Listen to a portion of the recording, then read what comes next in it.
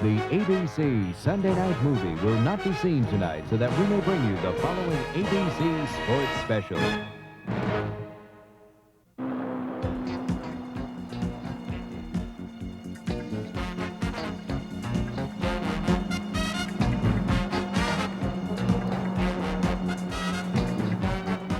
Since 1911, it has been the dream of every American race driver to win the great race.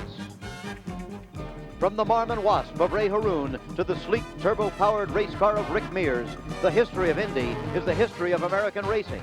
Now ABC Sports brings you an exclusive same-day telecast. On May 25th, 1980. We're at the Indianapolis Motor Speedway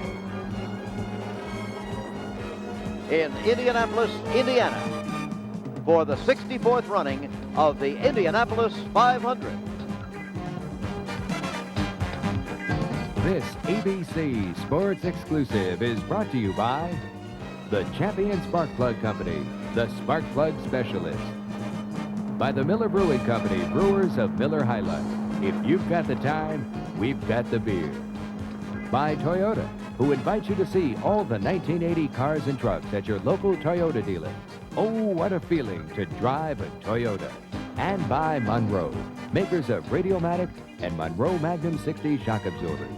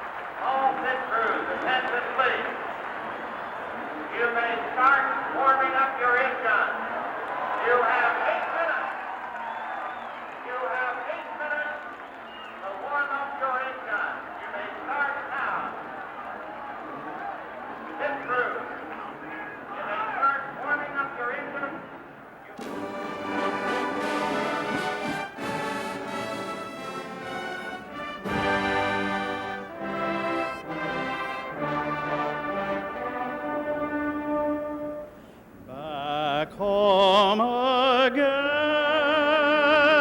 in Indiana, and it seems that I can see the gleaming candlelight still shining bright through the sycamores for me.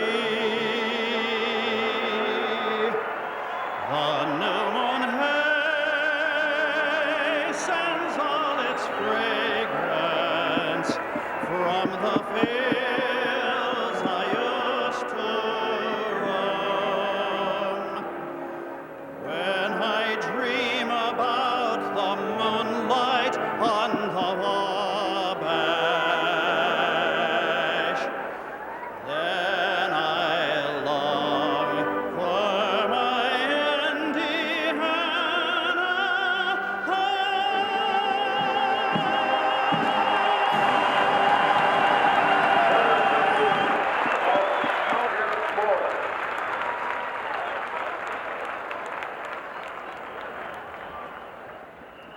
Well, it doesn't matter where your real home is. At this moment, on the day of the Indianapolis 500, I can assure you everybody here is a Hoosier.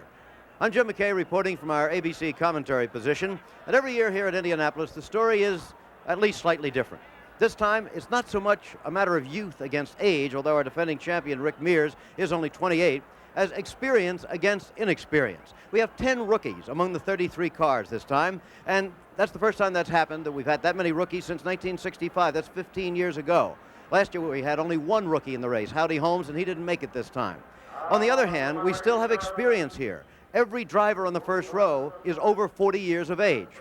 Let's bring in now a man who is not over 40 years of age, I don't believe, but he certainly has experience, three-time world champion, Jackie Stewart. What about this inexperienced business? Well, the position as I see it here, you've got these 10 rookies. Now, rookies, although not necessarily young, as you say, are fresh to the speedway, super fast speedway. It can be very dangerous. On the other hand, you've got these experienced drivers. You've got 7 past winners, a tremendous bank of knowledge there, and they're fast drivers, always able to win. My fear, Jim, is that the rookies are going to be a little over-enthusiastic because the cars this year are not as powerful as before, and therefore driving talent is going to be of a very high level of importance. And when you get to this point, just a matter of minutes before the race, something begins to happen to a man's stomach and to his mind, doesn't it? Oh yes, a lot of things begin to happen, but he's got to keep himself very cool, very calm and very collected. It's at this time that experience really shows, and of course the more experienced drivers, the drivers who have been here before, can deal with it that little bit better. You can almost see it in their faces, as a matter of fact. Well, when they're putting their helmets right now, Rick Mears has done it before, so he knows. There's a man who's done it so many times. He's cool, calm and collected. He wants to be sure that everything's right. He's got to dress properly. You don't get a second chance before this race. There's no point in having a crease somewhere that'll be uncomfortable after 450 miles, because then what was a crease to begin with feels like a mountain inside your crash helmet. Bobby Unser, there's a man who could win this race and really who knows how to do it. It's immensely important to have your frame of mind right. And when they fit their balaclavas up and when they buckle their helmets on, Jim, they've got to be having their head only on one thing, on how they're going to start. And this, for me, was the most important thing. If I could get my head right for the start, I would be right for the race. I've had the feeling all weekend that you think that there is perhaps more than the usual possibility of incidents in this race. Why? Jim, I'm frightened about it because, first of all, we've got a lot of rookies. Secondly, the power is not as surplus as it's been in the past. We've got about 600 horsepower. And round this track, it's almost flat out. That's to say the car stays flat in accelerator for the whole way around the racetrack if the driver's got it right. And if anything goes wrong, he's got no surplus power to use up if the car starts to slide. And if that happens, and we've seen it happen during this month of May, I think really we've got a possibility of a few spin-outs and hopefully not too serious accidents. We'll be back in a minute for the Indianapolis 500.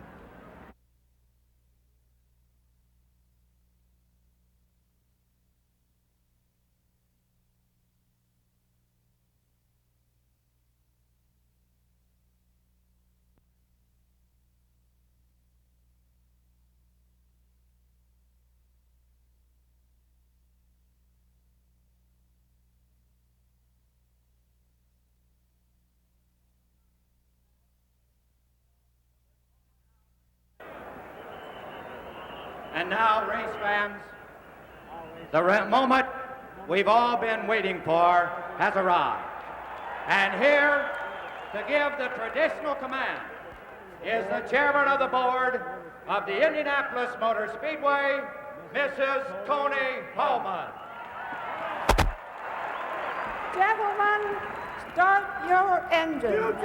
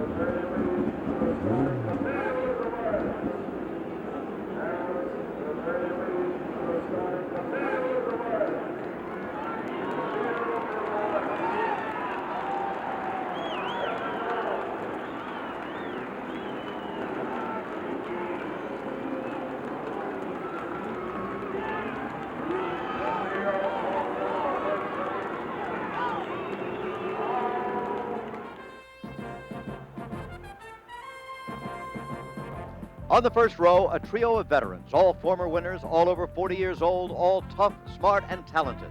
Sitting on the pole for the third time in the 500 is Johnny Rutherford of Texas, a two-time winner of the race, a handsome, articulate father of two.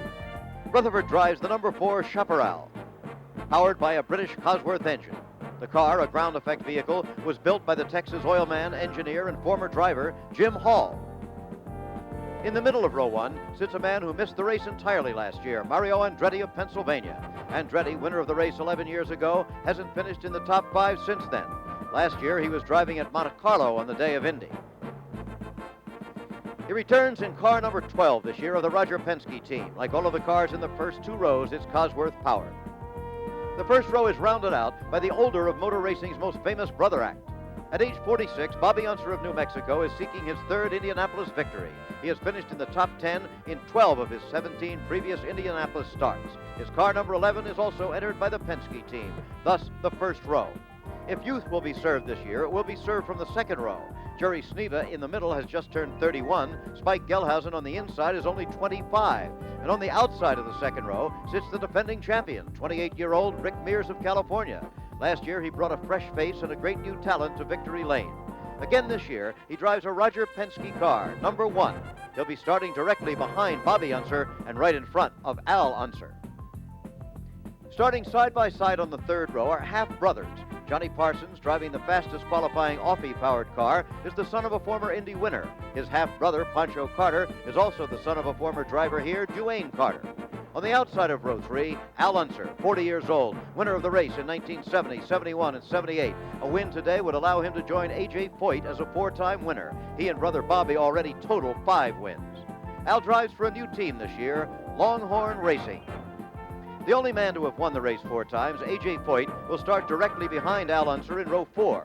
At age 45, Foyt is as determined as ever and may well go with Al in pursuit of the leaders in the early going. The chassis of A.J.'s car, number 14, is called a Parnelli, but has undergone typical Foyt tinkering and modification. In a minute, we'll be back for the race.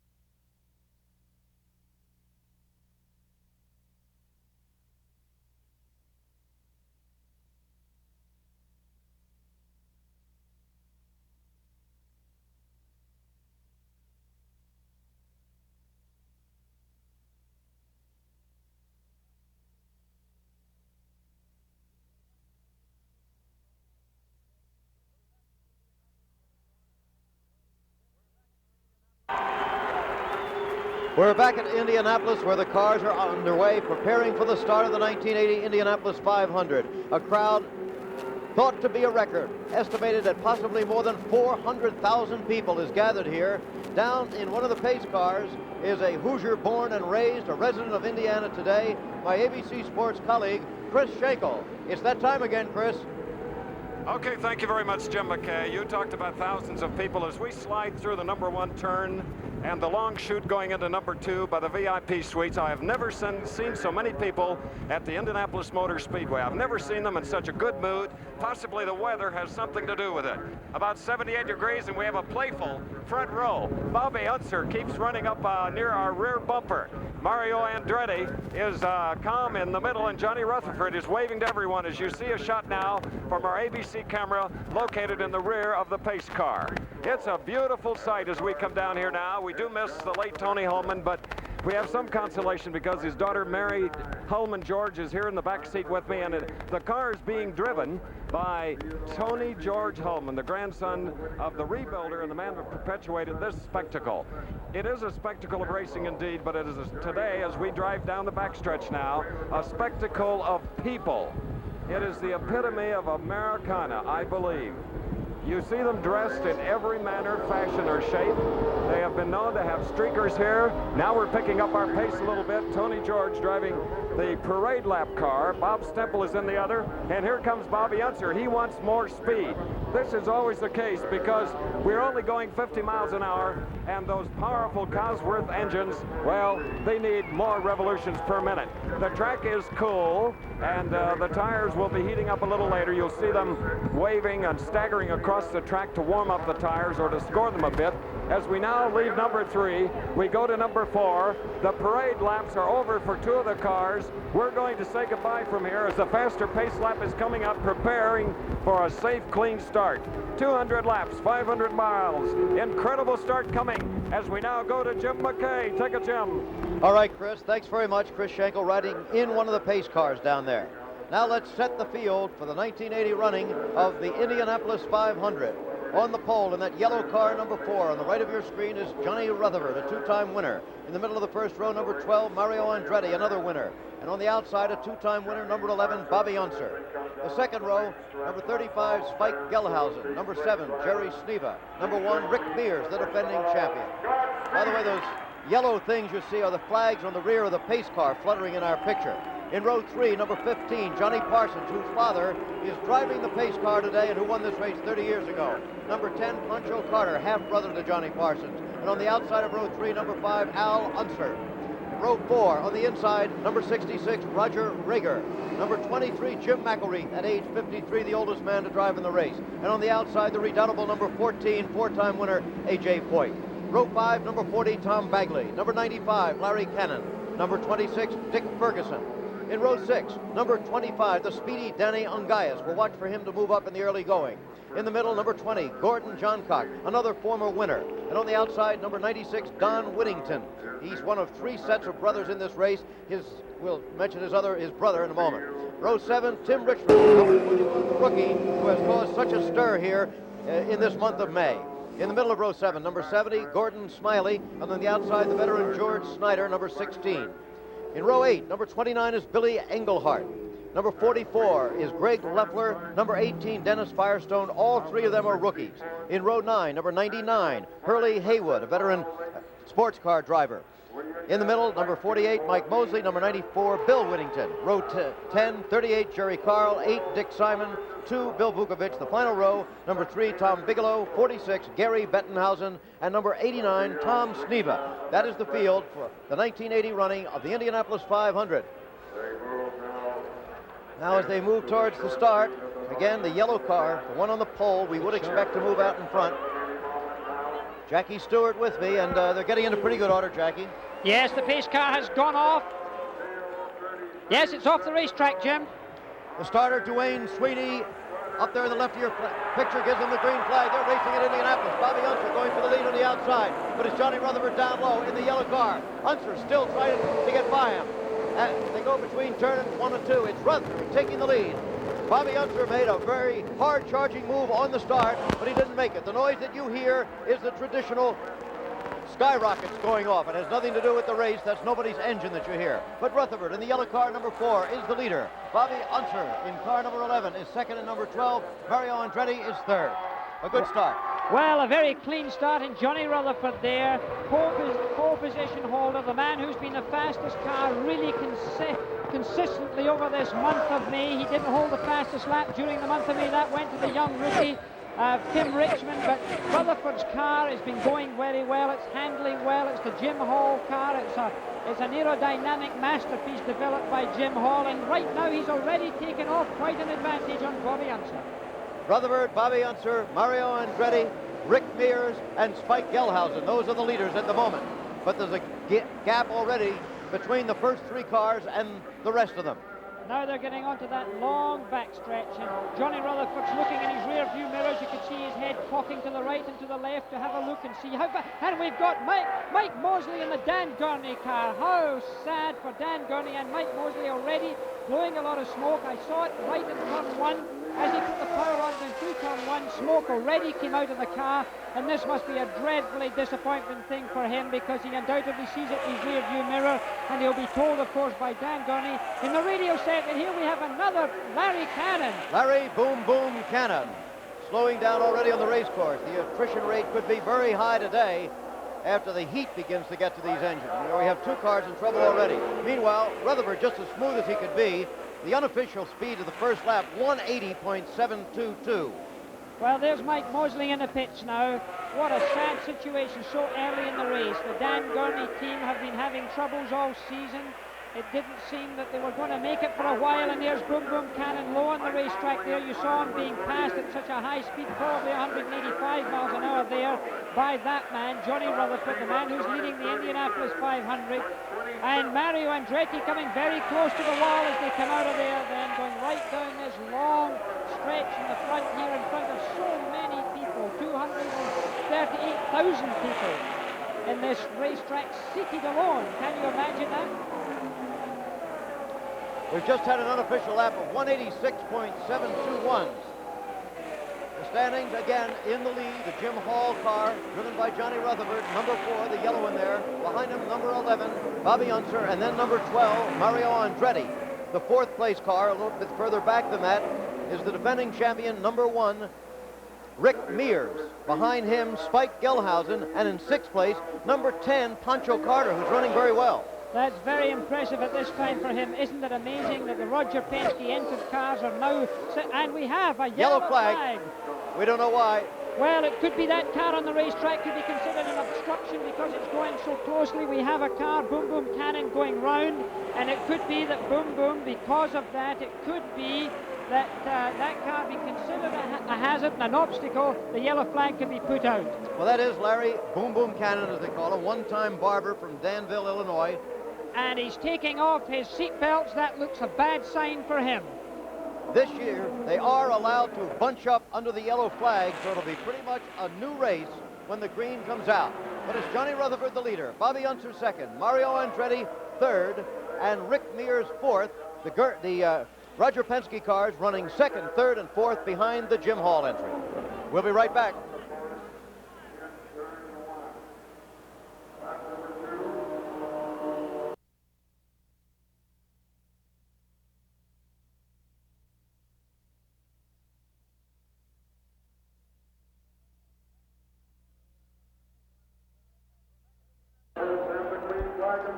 We're back at Indianapolis, and they're running again. The green flag out from starter Dwayne Sweeney. Johnny Rutherford in the lead. Bobby Unser is second. Mario Andretti is third.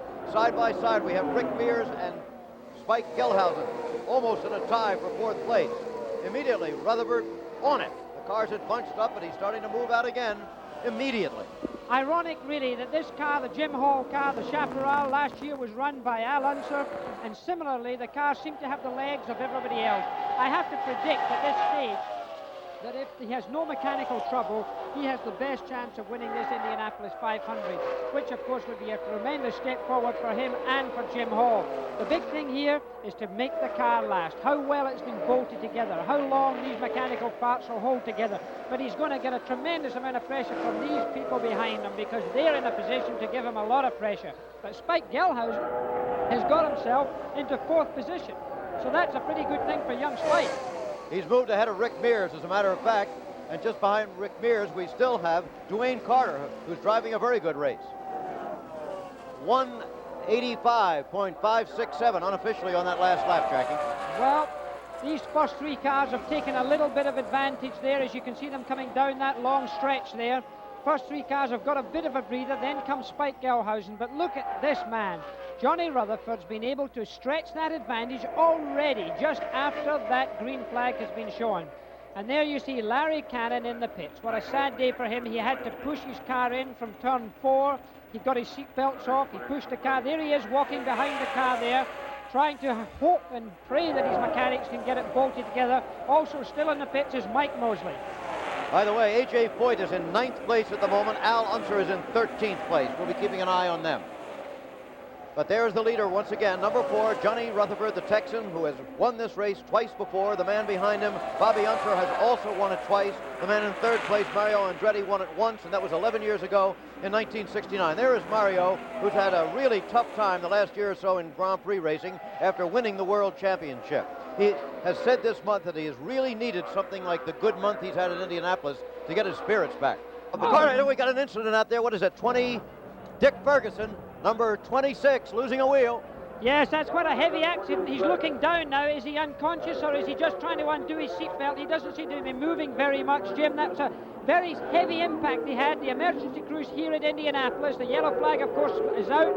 And look how quickly these crews get to the driver.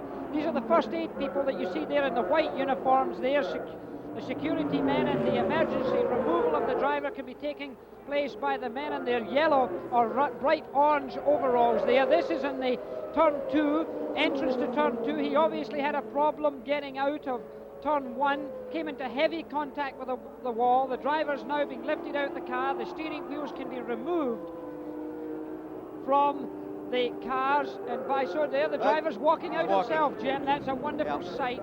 A racing driver, I just always, see myself in a similar set of circumstances. I think of the family or my friends watching, and suddenly, if you walk away, you know that they know you're okay.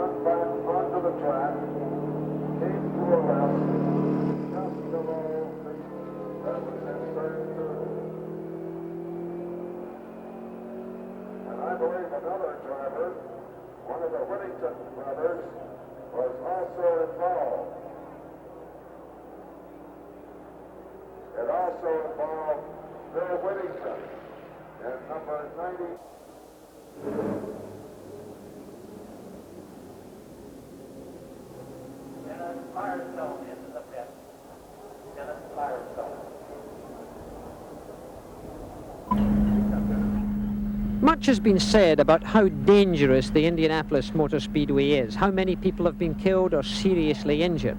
Well remembered are the spectacular and sometimes horrific accidents that have taken place. Mike Mosley came out of turn 4 and did this, smote the outside wall, and then seemed to aimlessly find himself going down the racetrack until again he smote the wall with the driver halfway out the car. Then, in 1973, this horrific accident occurred. WALTHER crashed heavily, spewed fuel down the racetrack and also into the spectator areas. Remarkably, got out without killing himself. Then Tom SNEVA in turn 2, a ball of fire, and again the driver survived. As a past president of the Grand Prix Drivers Association, I probably have examined more racetracks around the world than any other race driver, and I would have to declare that this speedway is as well equipped for safety as any track in the world, both for drivers and for spectators. Let's have a look at some of the facilities that we're all enjoying here. First of all, let's look at this. This is a debris fence, and it's all the way around this racetrack, 2.5 miles, all on the outside of the racetrack. This reinforced upright here that holds this debris fence itself. Hosers, just in case a car goes through there, it retains the car on the racetrack. As they go up, they get a little smaller, but still very strong. And well have we seen those work in the war of 1966 on the very first lap, when so many wheels and cars went into that fence, and again in 1973 at the start of the race. Down below that is this wall, concrete against reinforced, all the way around the racetrack on the outside of the racetrack. In the inside of the racetrack again, a concrete wall on the front stretch and on the back straight of the racetrack. Now let's have a look over here at the first and second turns and the third and fourth turns. This year there's been introduced 4,000 feet of metal Armco barrier, and that's been introduced to protect these banks that have caused accidents such as this, when a car has been launched into the air precariously and sometimes tragically. These have been well looked after. Now let's have a look at the pit lane itself. On race day there will be 105 marshals carrying fire extinguishers down this particular pit lane. Out in the racetrack there will be 40 more. Then around the racetrack there will be 40 trucks with fire extinguishers and personnel on them. There will be 10 more well equipped with medical people and so forth to look after the drivers. And many times have we seen those trucks getting to a race car before it's even stopped during an accident. In the infield we have a hospital, and we have 7 first aid posts, 250 medical personnel looking after that, including 80 doctors. There are 17 ambulances around here and 2 helicopters, all in the interest of safety. Indianapolis is well equipped. Because remember, motor racing is dangerous, and it always will be dangerous. But it is important that when an accident does occur, that it's dealt with quickly and efficiently. This does happen at Indianapolis.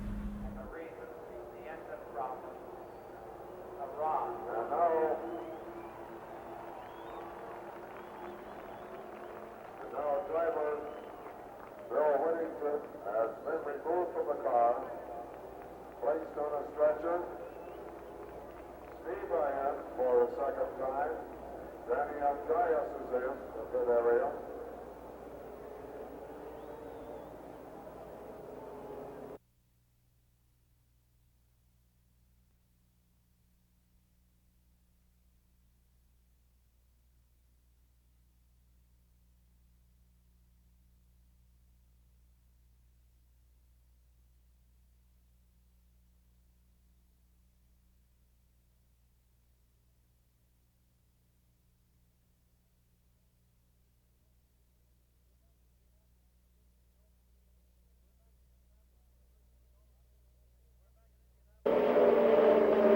We're back at Indianapolis, where virtually all of the field has taken advantage of a yellow flag to make pit stops. That has jumbled the standings tremendously.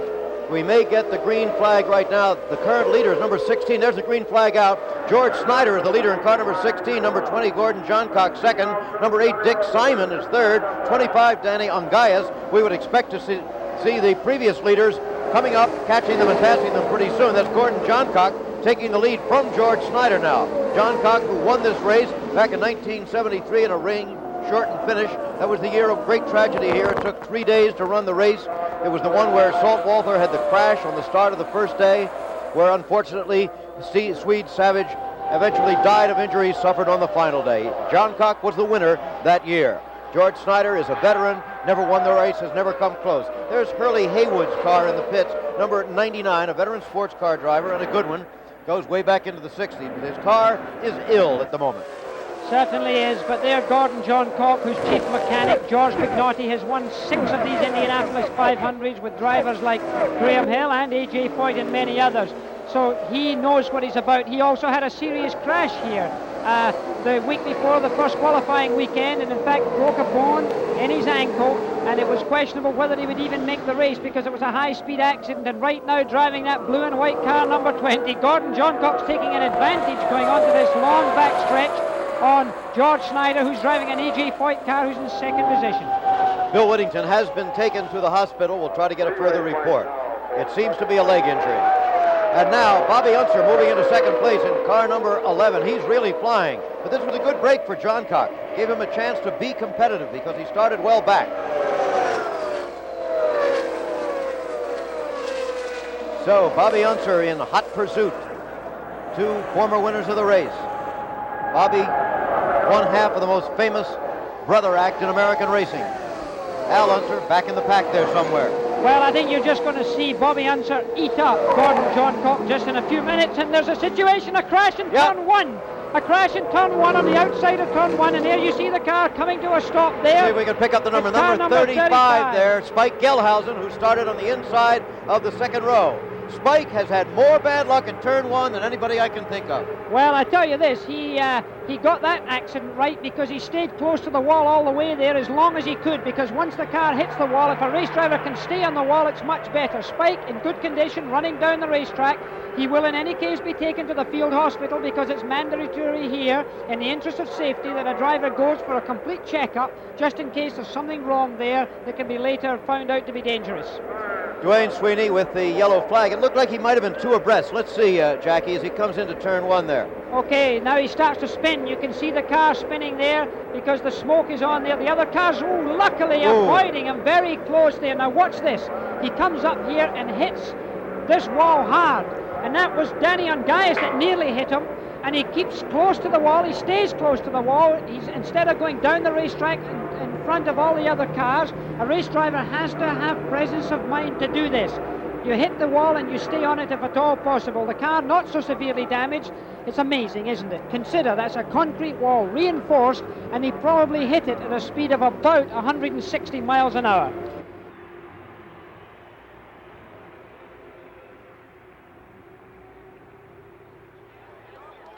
George Johncock is the leader. He is nestled behind Johnny Parsons.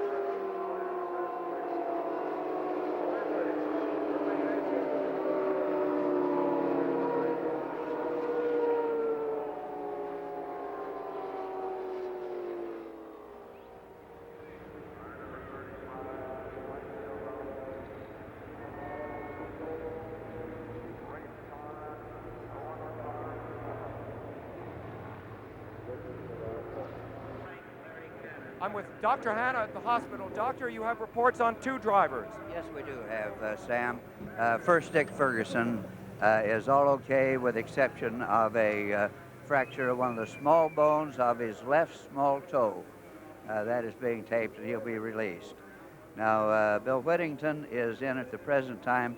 He has, I feel, a very definite fracture in the right lower leg near the ankle. He's in X-ray at the present time, but we feel quite certain there is a fracture there.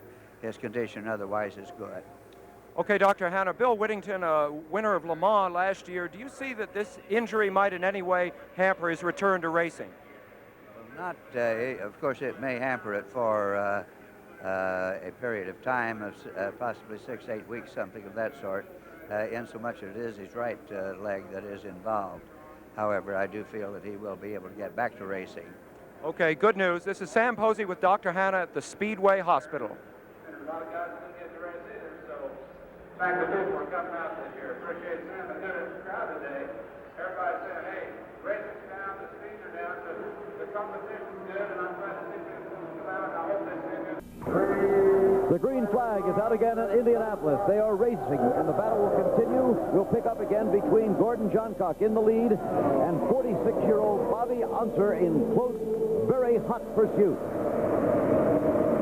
Bobby Unser stalking his prey here. Car number 20, the blue and white car of Gordy Johncock. Very talented driver, a man who's won this Indianapolis 500. The man behind him also has won it. Bobby Unser in car number 11, and he's trying to get him on the backstretch.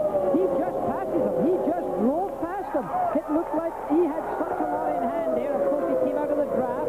He slipstreamed him, and he just caught him at the right part of the racetrack. So Bobby Unser's our new leader in the Roger Penske prepared car number 11. And there he goes. Look at that car go. It's amazing. That speed shot to me, Jim, is always impressive. That gives you some realistic idea of how fast they're going. That yellow car in third place, by the way, almost unbelievably, is Tom SNEVA in car number 9, who started last in the field not very long ago. He's really climbed his way through this. Of course, a very experienced driver is Tom. He really is fast. The first man to do 200 miles an hour around this speedway during qualification. But that's Bobby Unser we're looking at right now from Albuquerque in New Mexico. He's a tough man. I always look at him and think he's tough. He has to be. So is his whole family, a family of race drivers. There you saw Tom SNEVA going through, and a moment before we picked up another yellow car, Johnny Rutherford. There, just out of your picture again. We'll be seeing him, but there is the leader. Second place car, Johncock, and you see way up ahead, Bobby Unser, the leader in the race. The green lights on, as you see, and this immense crowd looking on. It seems to be now that Gordon Johncock, in fact, is holding up these cars immediately behind just a little bit, because Bobby Unser's just pulling away from everyone with a tremendous amount of ease. Look at the lead he's got there. There's a bit of shuffling going on there behind, and that may be slowing the others up just a little bit, although Gordy Johncock does have a little bit of a lead there over Tom. And there's Rutherford, the other yellow car on the right-hand side of the picture, Johnny Rutherford and the chaparral coming up alongside there. Right alongside Tom SNEVA, now taking Tom SNEVA and going out after Gordon Johncock. So he has moved from 6th place to 3rd very, very quickly, has Johnny Rutherford. Well, he's quick. I had to say at the top of the program, as I said, that this has been for me the best race car on the racetrack this month of May. They've really come well prepared. It's almost gone too good for them, in my opinion. I'm always frightened when things... And look, he's going to have a go for 2nd place, but he shut the door. Gordy Johncock was not opening the door for any dear friend there. You saw 2 very experienced race drivers going at it with each other, and Johncock called Rutherford's bluff, as simple as that. Well, he was able to do it. He carried it out very convincingly.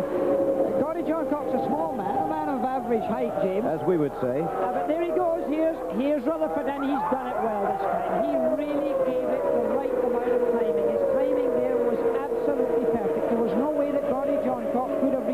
dedicated to that move of the Texans. And now it will be Bobby Unser who immediately, right now, picks up Johnny Rutherford in his rear view mirror. Rutherford closing fast now on the leader. Unser still with a sizable lead, however. Well, when you're driving a bright yellow car, you can't hide. But look at the lead that Bobby Unser's got. It will be interesting to see now if Rutherford can close that lead, because he's already pulled well away from Gordie Johncock. He certainly has. Bobby Unser, as you say, a tough man from Albuquerque, New Mexico. And here, the Lone Star, Johnny Rutherford from Fort Worth, Texas. They're both former winners of the race. So is Johncock. And here is Mario Andretti in car number 12, taking third place from Johncock. Andretti, remember, won here 11 years ago. He won the World Championship of Grand Prix racing a couple of years ago, but since then has had no luck at all. And he's had no luck at Indianapolis for a long, long time. And that 83 there is the speed, 183 mile-an-hour average there for Bobby Unser. That was his pit signaling him that information just to tell him how fast he was going. It would be wonderful if Mario did so well in this race. And here we have Tom Bagley.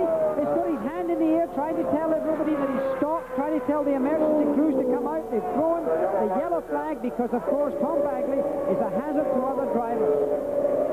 So we've had plenty of yellows so far today. Pit stops coming up under the yellow. Let's see how a pit stop works. Time is of absolute importance in a pit stop in Indianapolis. For every second lost on the racetrack is the length of a football field. 12 seconds is a real good stop at Indy. That means to say 12 football fields or 1,200 yards in length would be lost by this driver. 5 men were allowed over the wall to work on the car. Let's try and see what each of those 5 men do. It's got to be a team, but each man has a job to do. This man is the jack man. When the car comes in, he puts onto this nozzle an air jack, which lifts the car up very surely. In the past, many cars have fallen off their jacks in the old method. This way, it's sure.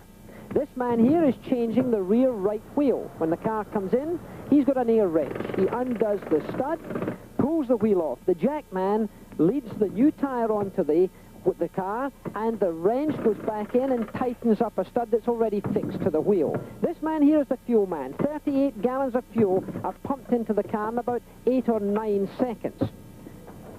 Then there's this man. He's the vent man. He's the man that takes the pressure from the fuel tank and allows any surplus fuel to go back into the reservoir, therefore saving the fuel. The air jack is taken off, the car is laid on the ground, and they push the car out of the pits. Let's see it one more time. Remember, a pit stop in Indianapolis has to be choreography. It has to be everybody doing the job they should do in the absolute time. About 8 times the car will come in, and each man each time has to do it exactly. If a wheel comes off for Mario Andretti, it could be a disaster. Okay, we're still under the yellow, and there is Bobby Unser, the race leader, into the pits. We have word, by the way, under this yellow, unofficial word, that Pancho Carter may have picked up a lap penalty. That would be a very, very tough break for him. He's been running very well. Well, we have Chris Schenkel and Dave Dials in our ABC Sports Scoring Central. They'll be checking up on such matters. In fact, we'll be going to them very shortly. But there is Unser back out onto the race course. The light's still flashing on the pace car, and that means that they'll not be going for at least another minute or two. You saw the stop car still on the race course. So in a minute, we'll be back with Chris and Dave. All right, Chris and Dave, and they are, in fact, racing again. Gordie Johncock in the lead. Pancho Carter's car, number 10, in second place. And we have Johnny Rutherford moving up again very quickly in his car, number 4. You know, John Rutherford, it seems to me, it doesn't seem to matter what part of the racetrack he's on it. He seems to be able to race competitively, and this is the sign of a good chassis. When a car is working well, it doesn't seem to matter whether he's in traffic or whether he's on his own. He can just more or less do what he likes. And that's Gordon Johncock's wife, by the way, that we saw, pretty lady sitting there, I think probably biting her fingernails just a little bit, because any lady whose husband is leading the Indy 500 must be in very pensive mood. I don't know how they do it, but watch Johnny Rutherford here in car number 4, continuing to move up as he did just a few minutes ago. But every time there's a yellow flag, it seems to cost him on the juggling that results from the pit stops of just about all the cars. Boy, that car can really move. Well, he's just very good. He's very clean, and he seems to be very confident. As I said earlier, I think the only problem is it's been doing too well during the month of May without troubles, and that can often happen. This man crash just prior to the first qualifying weekend, and we all thought that he wouldn't be back for the race. But here he is, leading the 500. And Pancho Carter second, and Johnny Rutherford third. We talked about the beautiful preparation of the Jim Hall car that Johnny Rutherford is driving. You've driven for Jim Hall in the car called the vacuum cleaner that had a mechanical suction device on it, later declared illegal. You know just how good an operation he runs. Well, he does run a wonderful operation, more than anything else. Hey, look, we've got Carter going for the lead. He's trying to get it right now, and he's got it. He sneaked inside the inside. That's the classical way to do it. You can't go on the outside, but he did a clean pass of Gordon Johncock right there. Okay, so Pancho Carter in first place. Remember, he's the son of a race driver here at Indianapolis. His father, Dwayne Carter, finished fourth in the race. That was his best finish way back in the early 50s. Pancho himself has finished fourth in the race, but never better. Now here comes Rutherford, moving by Gordy Johncock, again into second place. He just picks them off, one at a time. Well, he sets his sights, and he seems to get what he wants. As I say, his chassis seems to be going very well for him. He seems to be able to run in any part of the racetrack and makes his passes with the least amount of effort. Now he's closing in on Pancho Carter. And here we have rookie Tim Richmond. Now, we talked about him at the beginning of the race. He is now moving into the picture in car number 21. Well, Tim Richmond's a young man who I have a very high regard for. He's a young man I met a few years ago, and certainly someone I think we're going to see an awful lot more of in the future. He's adapted himself so well to this Indianapolis Motor Speedway. It's no easy match, because remember, it's a very fast speedway, and to come here as a rookie and to do as well as he does, this very month of May, Tim Richmond had the fastest time on the speedway right through qualifying. Amazing. Boy, you have to be a very cool young head to suddenly find yourself out there before hundreds of thousands of people, sandwiched among the greatest race drivers in the United States. And this is your first time. Well, it's a big feeling, because right now, and here's Rutherford going for the lead, and he's done it again convincingly. Just as he's done it before, he just seems to be able to come off of those long stretches, and here Allen's car is being pushed away. There's a disappointed man. 3 times the winner of this great race. He must be very sad. Out of it in the early going, Al Unter, but Johnny Rutherford continues to lead. And here we have Pancho Carter into the pits. Was in second place, but he just pulled off the racetrack into the pits here. I don't know whether it's trouble or routine. Looks routine. It does look routine, yes. The team are setting about it. They're taking the air hose away. They're not changing outside rubber. They're just putting fuel into the car. You see the time on the right-hand side of the corner there, and there's a picture of Pancho, a man who had a heavy accident, 14.1 seconds. He had a terrible accident at Phoenix, Arizona a few years ago. And now Johnny Parsons got his hand in the air. Isn't it tragic? Yep. Johnny Parsons, who is the half-brother of Pancho Carter, whom we just saw.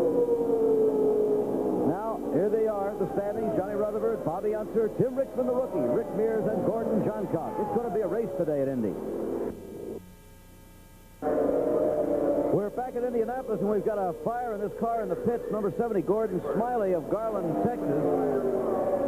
However, looks like they've got it under control. Is he still in the race car, Jackie? Well, you know, it's alcohol fuel here. Yeah. It doesn't burn with a flame the way it normally does, and sometimes, in fact, they're trying to get the driver right now. He's trying to get him outside now, because... Well, you can't see an alcohol. With alcohol, you do not see fire, and you only feel it when it's too late, when it burns you, but it seems that he's okay. It doesn't look like he's burned, but he's walking away. Here comes the green flag again. So they're racing once more in the 1980 Indianapolis 500. There is Mario Andretti going for the lead in car number 12. Again, the standings have been shuffled under the pit stop. You see Pancho Carter second. Now, Mario is actually the dark blue car number 12 right there. He appears to be in second place behind a slower car, but he is, in fact, the leader in the race. Here he is, moving into an apparent first place now. So Mario takes first place in blue car number 12, going in there to turn 3 and 4 here as he goes round this super speedway, 9-degree banking there as they come out of this short chute. The car that appeared to be in first place was Jim McElreath at age 52, the oldest man ever to drive in the Indianapolis 500. He's actually a lap down. But the leader, Mario Andretti, Nazareth, Pennsylvania. Let's get to know him a little bit. Rick Victory Lane is a place visited occasionally by most race drivers. For Mario Andretti, former Indy winner, former world champion, it's home in Nazareth, PA. Jackie visited him and asked why he lives in Nazareth. I've been asked many times as to why in Nazareth. First of all, it's because when my parents, when we came over in '55, this is where we settled, where we had our relatives. And I found no reason to go anywhere else, quite honestly. I think I have no desire to go anywhere else. I love the town, I love the people, and so I'm not looking for anything different. Looking back in your career, you've won the Indy 500, you've won the Daytona 500, you've won the World Championship. What is the single most important achievement for you? The most important thing that I've achieved career-wise is the World Championship, and the most important single event that I won is by far Indianapolis. I'd say it'll be anywhere between 40 and 45 that I'm going to hang it up. Whether it'll be 41 or 45, I don't know. I feel that I'm going to be as busy as I've ever been. It's not a matter of slacking off and say, oh, okay, I'll do just 4 or 5 races a year, and then that'll do enough for me. It would be awful easy for critics to say, Mario's got all of this. He's got all the money. He's had all the victories. What does winning mean to him anymore? Well, that's what I mean. I resent that sort of attitude, or when I hear, and I hear it quite a bit, or at least I feel it. I can almost see it in some people's faces, you know, when they talk to me. But like I said, deep down, I know what I stand for. I know what I want. I know how badly I want it, and that's all that's important. But I got to prove it. Right. I remember once in my career, I was being written off in the way that you're suggesting some people might be saying to you. And the biggest thing in my whole life was to come back. Well, you know what? Now you know what's grinding inside of me right now. Mario Andretti, he was born in Italy, moved to Nazareth, Pennsylvania, still underneath, even while he was moving up in USAC racing, won the Indianapolis 500. His burning ambition was to be the World Grand Prix champion. He achieved that a couple of years ago. Since then, however, has fallen on very hard times. What would really mean something to him now would be that second Indianapolis victory. Now here is rookie Tim Richmond down low, trying to get past Rick Mears, and no, he not get by this time. Last year's winner certainly did the job. Certainly did. Tim Richmond, a name to conjure with in the future. It's been a tumultuous month for Tim Richmond. Tim, this must be the biggest month that's ever happened to you. I tell you, Jackie, a couple weeks ago was probably the best week of my life, and the worst all in 7 days right there. You know, we ran as fast as we did, and we kind of crashed the car, but now the crew's done a fantastic job, and we're back ready to run the race. So I tell you, it's been really fantastic for me. I'd have to observe as a race driver, right now in your career, you're sort of all bright-eyed and bushy-tailed. I mean, it must be like a bottle of champagne being opened for you, because you're all bubbling full of life. Yeah, I am, and I don't know what to say. I just, it's all new for me, doing things like this right here, and I don't know, it's amazing, and I really appreciate, you know, the fact that I've been able to come here and have a chance to do what we've done. And I hope I can come back many years and keep doing it. Just at the airport this morning, when I came in here, a man came up to me and says, what do you think of Tim Richmond? And he said, you know, last year, I was in Gasoline Alley and I had a cashier's check for $200,000 and nobody was going to give him a ride. Now, there must be a lot of people who suddenly get on the bandwagon of Tim Richmond because you're the hottest young thing around. Well, I don't know. 200,000, huh? Did you bring him over here with you today? I don't know. Last year, I can remember we pounded the pavement here. I made 100 laps around here every day trying to find a ride, and I'm really glad I didn't have a ride last year or come up with one, because now I had a little bit more experience and was able to come here and know a little bit more about the type of racing that we're doing here. So, I don't know, bring him $200,000 checks on, I guess. So what's Tim Richmond's greatest goal? The greatest goal? I want to be one better than A.J. Foyt. Better than A.J. Foyt, a young man not lacking in dreams or in confidence, is Tim Richmond now in 5th place in the race.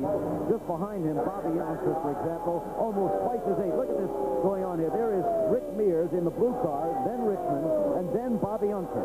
Well, Tim Richmond right now is ahead of A.J. Foyt, so maybe that dream's coming true. Well, at least for the moment. But in his mirror, as I said, he sees Bobby Youngster, a man almost twice his age, tough, experienced, two-time winner. So Jim Richmond, at the very minimum, is learning an awful lot out there today. Back at Indianapolis, and the leader is in the pit. Mario Andretti in car number 12 of the Roger Penske Racing Team. Out after his second victory at Indianapolis, but the first was 11 long years ago, remember. Another beautifully coordinated pit stop. Marvelous teamwork by the Penske crew. Absolutely a beauty to watch. Look out, we've got a problem. A crash on the track. That's 23 there is Jimmy McElreath, the veteran, 52 years old. And there, 66 is Roger Rager. The engine in his car started light as the block of an engine in a school bus. Believe it or not, he's from Mound, Minnesota. Well, right now, he's a lucky man. He's okay. He's getting out of the... Oh, he's annoyed. He's upset. He can't get out of the race car. He's really upset. You can see the anger boiling out his crash helmet. His car hit the inside of the guardrail. He damaged his front right wheel. The nose cone of the car came off, and then he collided with the rear end of his car on the guardrail from where he stopped. But Jim McElreath was the one who spun out there. There he is on the left-hand side of your picture, just going out. He spun out. He went right up to the top end, and he crashed into that wall backwards. You can see him sliding along the wall. Now he goes down to the inside of the racetrack, down the racetrack in front of the other cars. And it's here that Roger Rager, you can see him going in the grass on the lower side. A rookie, perhaps. Not as well used to the high-speed accidents as some of the other drivers. Of course, it was a veteran who spun in front of him. But that's the nose cone of Rager's car falling apart now. Oh, they were both very lucky to get out of that. They certainly were, and obviously his frustration is that it wasn't his fault. Oh, boy, heart-stopping event here at Indianapolis in the 1980 500. Just amazing how these men do it at all. What does driving a race car do to a man's physical function? His heart rate, for example. Well, during the first week of qualifying, Dr. Bob Ornott, a Boston physician who has worked extensively in the training of many of our Olympic athletes, applied an Oxford heart monitor to several of the drivers to record their heart rates before and during their runs. Here's what we learned. Just as dashboard instruments display engine function, heart rate is the body's tachometer reflecting frustration, fear, exertion, excitement, and lowered by tough physical conditioning and a cool head. Scott Walther, a well-trained and exceptionally fit athlete, has a resting heart rate away from the track of 54 beats per minute, a rate more typical of marathoners. During this practice lap, you can see his heart rate on the dangerous short chute around 130 beats per minute, dropping almost immediately to around 104 on the wide, flat straightaways as the demands on his driving skills ease. He attributes his quick recovery and lack of fatigue during the 500 to boxing, running, and weightlifting. As he approaches turn 3, his heart rate rises again. This is Spike Gelhausen about to leave the pit for his qualifying run. At home, his resting heart rate is around 64 beats per minute. But look at it in the excitement of competition. His heart rate, driven by raw adrenaline in the pits, averages 135. Usually responding to the body's demand for oxygen, drivers admit to being pumped up for the short qualifying sessions by sight alone. Many drivers we tested said fear of damage to the car and not their personal safety made them anxious. Gelhausen's response, though, was the thrill of racing alone gave him this high-level intensity. Howdy Holmes proved to be quite the opposite. At rest, his pulse is in the 50s. Calm in the pits at the starting line, his heart rate is around 95. Now look at him on the track. It's increased only to 110. In a spectacular display of coolness under fire, Howdy twice barely misses catastrophe with no change in his heart rate. First here, coming out of turn 1, he almost hits the wall. The heart rate doesn't budge after this close call with disaster. Then, in another attempt the following day, unexpectedly his car gets loose. Again, Howdy doesn't flinch. Race car drivers as athletes demonstrate their exceptional endurance and coolness under conditions of extreme heat, mechanical punishment, life-threatening danger, and physical stress. Interesting scientific piece. There is a growing junkyard by turn 1 of all the cars that have crashed in that area so far. They try to keep them away from the crowd. Later they'll be removed entirely, but that's about $500,000 worth of race car there right now. We're going to get the green. Here they come, racing again in the Indianapolis 500. And we've got Johnny Rutherford in the yellow car 4 in the lead, followed by Rick Mears, Bobby Unser, Mario Andretti, and rookie Tim Richmond. So we've got past winners and experienced drivers in the top 4 places, and then comes young Tim Richmond. He's definitely impressing a lot of people, but right now the man I'm very impressed by, and also the car I'm impressed by, is that Chaparral driven by Johnny Rutherford. It certainly is looking good, and there you've got, there's Bobby Unser on the right-hand side of your screen. Rick Mears is on his teammate, and Bobby's going for it, and he gets into second place. Bobby is really aggressive. He really pushes. He doesn't give anybody an inch. We might mention the two of the drivers we saw in that heart rate piece, Salt Walter and Howdy Holmes, were here, tried, but didn't actually qualify for the race. They're not out there today. But Johnny Rutherford is certainly out there and out in front. Bobby Unser in second place now. The defending champion, 28-year-old Rick Mears, is third. Then Mario Andretti and young Tim Richmond. It's an interesting blend of youth, age, experience, and comparative inexperience among the leaders. Well, here he goes, this man in the yellow car here. These two cars seem to be the fastest cars. And there's Betty Rutherford with her head down in concentration. She's lap charting, a very important job, and that's very important for her to do. There is a report that Pancho Carter may be penalized a lap for passing the pace car at one point. We'll have a report on that from Chris and Dave in a minute. Okay, gentlemen, thank you very much. Johnny Rutherford leading Bobby Unser on the race course. Our information further, Jackie, I believe, if you check me on this, is that USAC says that they gave Pancho Carter a hold-up, a hand signal from the pace car. He says they waved him on. That's the controversy. That's what's being suggested right now, and this will have to be worked out at a later date. There can be a process registered with USAC after the race, and I'm sure that will probably be done by his team. But not until tomorrow morning, about 8 o'clock. That's correct. Then it will be discussed by the officials. Okay, meanwhile, the race goes on. There is Ricardo Montalban, star of Fantasy Island. I'm sure you have him on your island, too. We have them on our island, and there's a star right there. That was Mario Andretti there. He got into third place right there, and oh, I'd love to see Mario doing well. I'm so keen that he does well in this race in front of his own American people, with having had such a disappointing 2 years in Grand Prix racing. He's such a talented driver. He's matured as a driver over the years. He's such a nice person. He's a great ambassador, by the way, abroad for your country and for your racing. Well, Mario has passed his teammate and defending champion Rick Mears in their battle for third place. Up ahead, you saw that the leader, of course, is Johnny Rutherford, closely pursued right now by Bobby Unser. The three Roger Penske-sponsored cars running second, third, and fourth. I shouldn't say Penske-sponsored, Penske-prepared cars. That's correct. Some of the sponsors, in fact, come from as far away as Monaco. There's a Monaco sponsor, Monaco-based sponsor, Mario Andretti's car. It's amazing, really. It's a very international situation, motor racing. And there's Marcia Unser, the wife of Bobby Unser's wife. And she's an experienced lady at the racetrack. She's not allowing her emotions to run away with themselves as she sees her father, her husband really sticking to Johnny Rutherford right there. And of course, it's an easy car to spot from behind that bright yellow car. You would like to pass it to James. There was a time not too many years ago when you wouldn't have seen a wife anywhere near the pit area here at Indianapolis, but times sure have changed.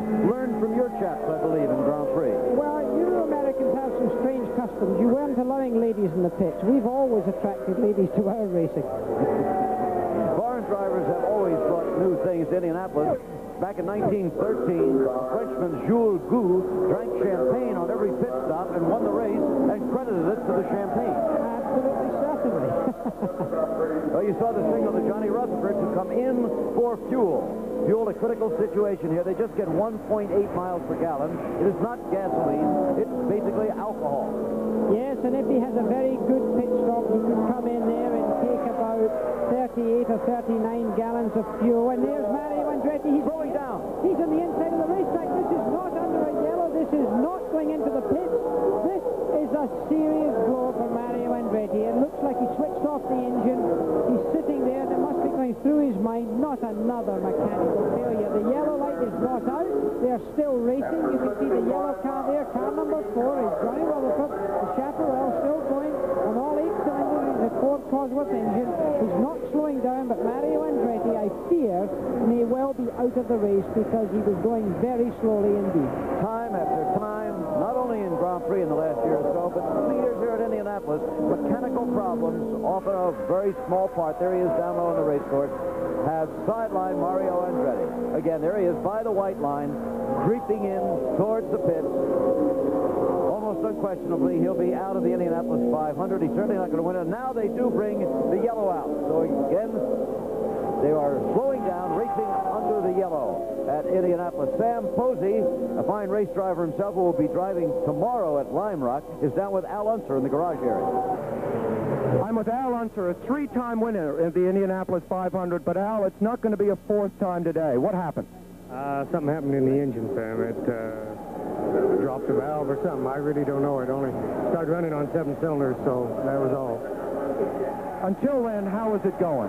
Not very well. I wasn't happy at all. The car's not working well. It's not with the 48 inches. It's ridiculous. If they're going to race like this, and I'm telling you, guys are doing stuff out there that are plumb out of reasoning and stupid because they're trying to run them so hard because of the low horsepower. It's pathetic. Does this mean a lot of dangerous attempts to overtake in the short shoot, stuff like that? Look how many crashes they've already had. Yeah. It's very dangerous out there. If you back off just a little bit, somebody almost hits you. It's past the stage of being safe. Al, a thought that has to go through your mind now, the ride that you vacated, Johnny Rutherford, he's leading the race. How do you feel? No different than I felt last year. I don't know what to say. I left him, and I'm not sorry I left him. Well, we certainly wish you better luck in the rest of the races this year. Al Unser was referring to the fact that he left the team that Johnny Rutherford is now driving for. But Mario Andretti up out of the car. That's it for the day. What a tough break. Mario Andretti out of it. Johnny Rutherford the leader, and more to come. It's a tough season, Mario. What's the trouble this trip? I'm not sure. I don't know if it's a connection rod or something. Mario, what about the shape of the race? The rookies and the low boost pressure. Has it made a difference in how you drive it here? No, I think it was, the race was going very well, of course. I think my car was working very good, and we were going just according to plan. We had our good stops, and we were just getting organized on our tire sets, so I think the game plan was just going very smoothly for us, and then, of course, this happened, and now. Mario, we've had a lot of accidents. Do you have any reason why? Well, you know, cornering speeds are up, and that's all you can really attribute it to, but luckily, you know, I'm knocking on wood, everything looks pretty good, nobody's injured. So. How do the rookies look to you? I've had no particular problem, really, in traffic. I think everybody was pretty heads up. Okay, thanks very much. Mario Andretti, 1969 winner, out of it again. Okay, that was Chris Economaki with Mario, and look at this. Again, shuffling in the standings because of pit stops under the yellow, but the leader is the man who started in last place in this race, Tom SNEVA, who twice has been second here, who twice sat on the pole when he was with Roger Penske. He was dismissed by Penske. He's with a new team now, and this is an unbelievable driving performance. It certainly is. And look at the race there for second and third position. Bobby Unser on the right-hand side of your car, the dark color, the number 11, and Johnny Rutherford, fairly report for him.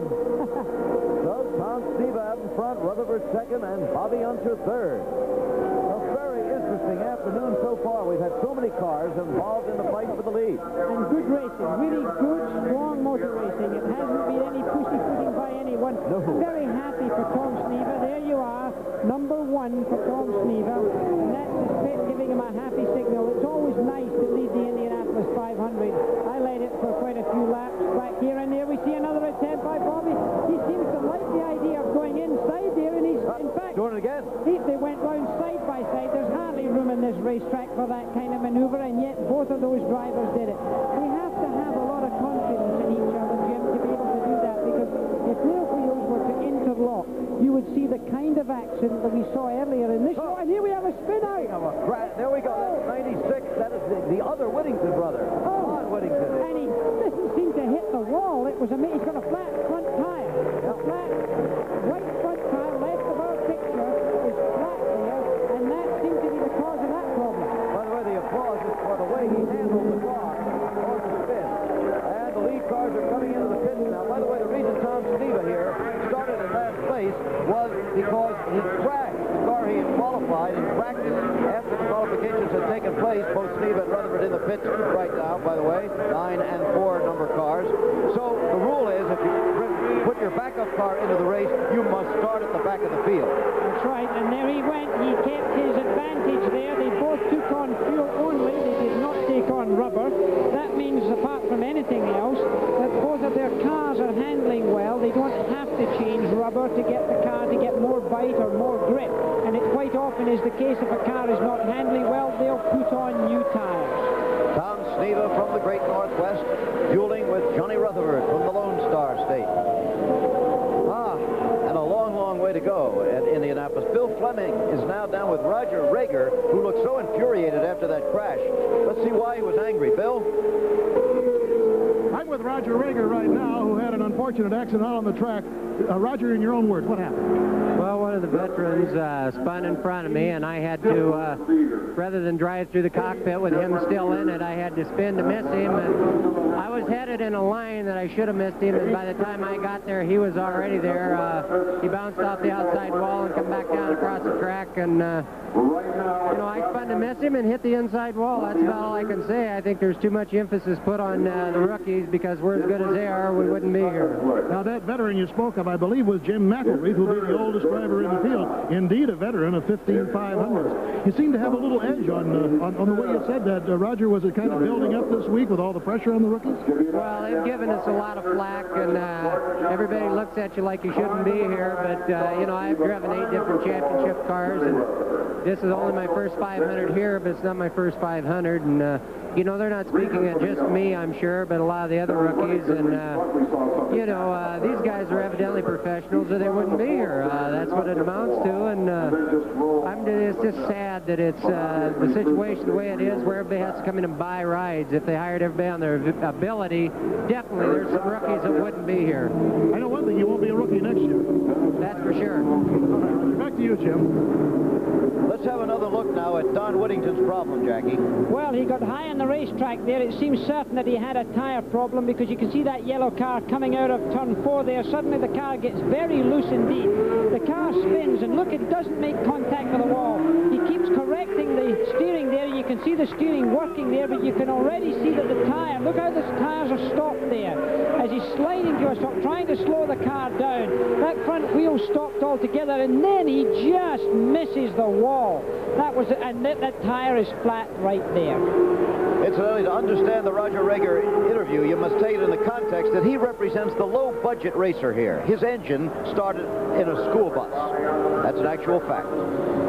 Back at Indianapolis again, Jim McKay with Jackie Stewart, and there are the standings. Bobby Unser, Tim Richmond, the rookie, Tom SNEVA, Johnny Rutherford, and Rick Mears. Bobby Unser out in front with a good lead, but look at all this action going on behind there. Tim Richmond up high alongside Tom SNEVA. SNEVA down low now. And here comes Johnny Rutherford in car number 4, going past Richmond, so they both move by the rookie. Boy, Rutherford did it there with not a great deal of concern for good manners as far as Richmond was concerned, but this is the racing business. This is not a day out for gentlemen friends, and he certainly wanted to get up there, because in fact Bobby Unser has taken a very commanding lead after that yellow. It seems that he's perhaps anticipated the green flag slightly, and certainly got the power on nice and early, because look at the gap. That's it. That's the gap there, and here's the second group, Tom SNEVA and Johnny Rutherford coming, so you can see how good a job Bobby did there at the start of that green flag. And there comes Rutherford again, moving past Tom SNEVA in that great Jim Hall car, pride of Midland, Texas. The car is. Johnny's the pride of Fort Worth, Texas. Well, they're certainly proud Texans. No question of that.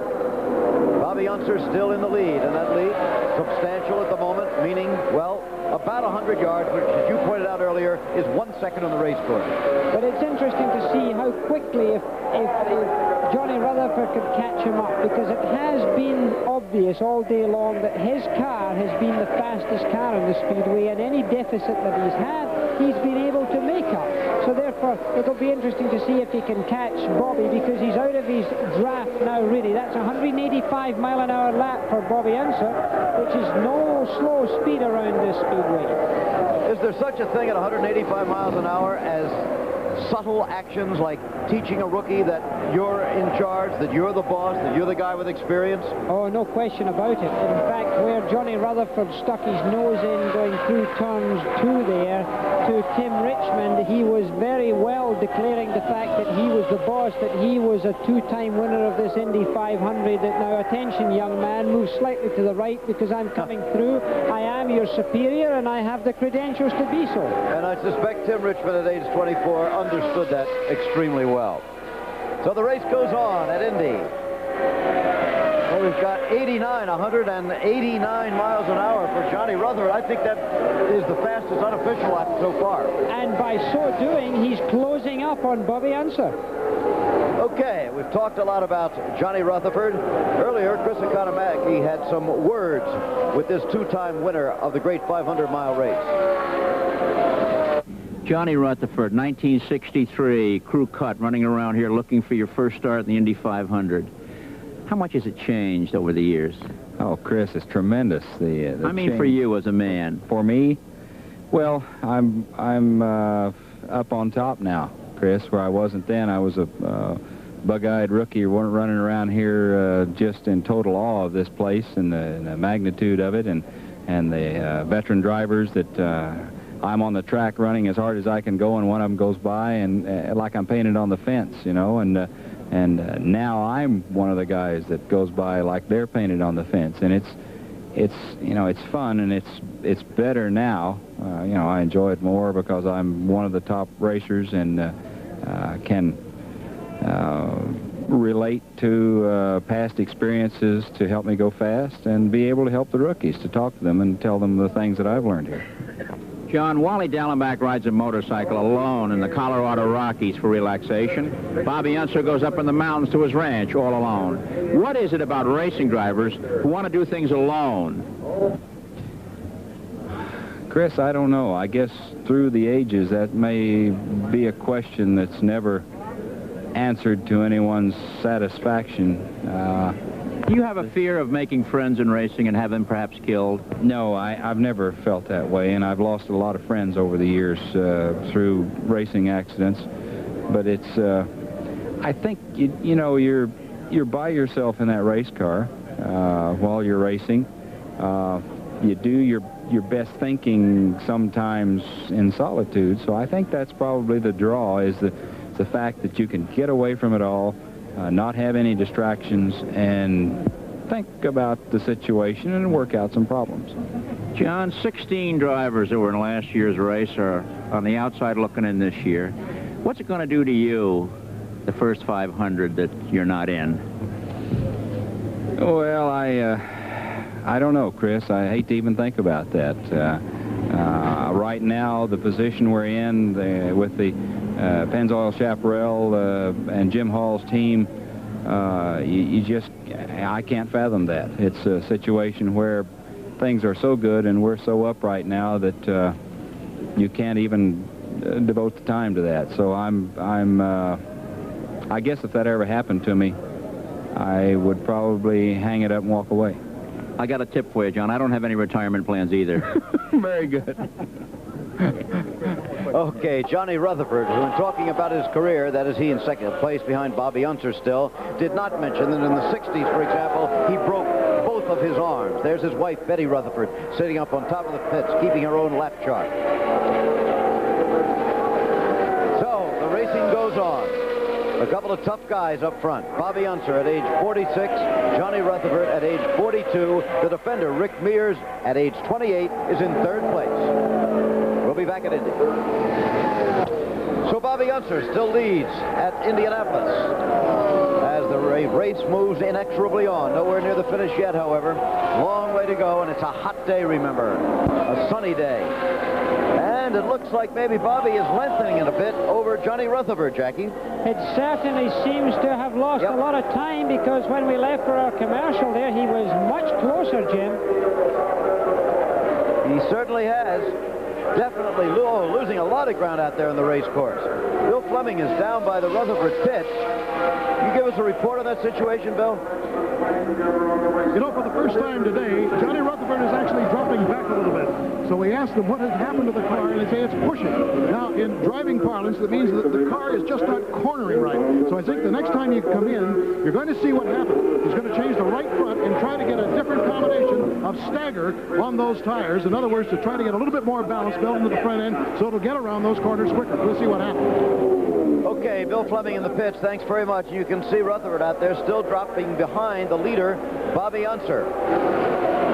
You know, he's in radio contact with the pits, and that's how Jim Hall knows that the front end is pushing. When the front end is pushing, it means that the driver is turning into that left-hand bend, and the car wants to go straight on out towards the wall. And there's the leader in the pits. Is coming into the pits. Now let's watch this Penske teamwork here. Tremendously proficient. Looked over by Roger Penske himself. He's got his son in the pits today, and look at that team setting about. They're not changing rubber. Bobby Unser, look at the clock on the right-hand side. And they've come out. What a stop. 6.8 seconds. That is impressive. He probably didn't take a full load of fuel off, but he may have taken more than 30 gallons on. Takes longer than that for a guy to ask me how much I won in the gas station. Well, this man certainly is in winning mood right now because he's found himself in the lead. But look, he's high on the racetrack. Now, that could be the fact that he's pushing. And there's SNEVA in the pits right now. He had been running third, remember, Tom SNEVA, who started in last place in this field.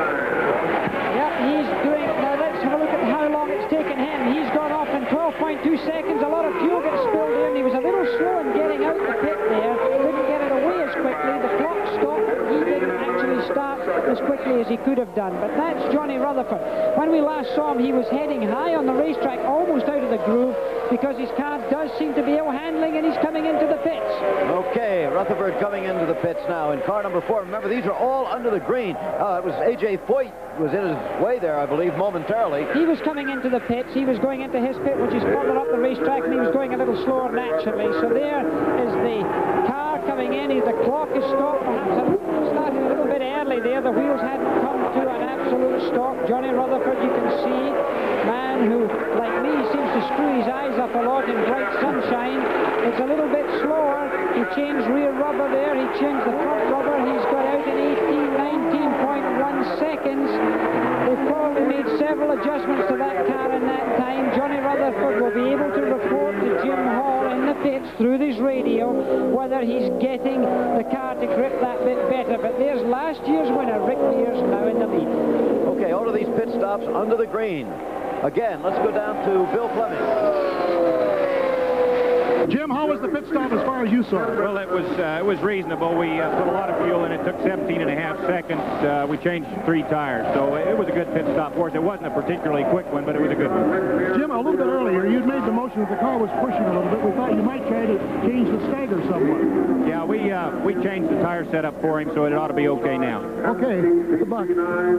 All right, and there is Rick Mears, the new leader, but he's coming down low. Let's see. Yeah, he's got a pit this time. Here he comes, Rick Mears into the pit. All of the leaders pitting under the green when time is of the essence. Every half second counts. Not like under the yellow when you have a small luxury of time, let's say.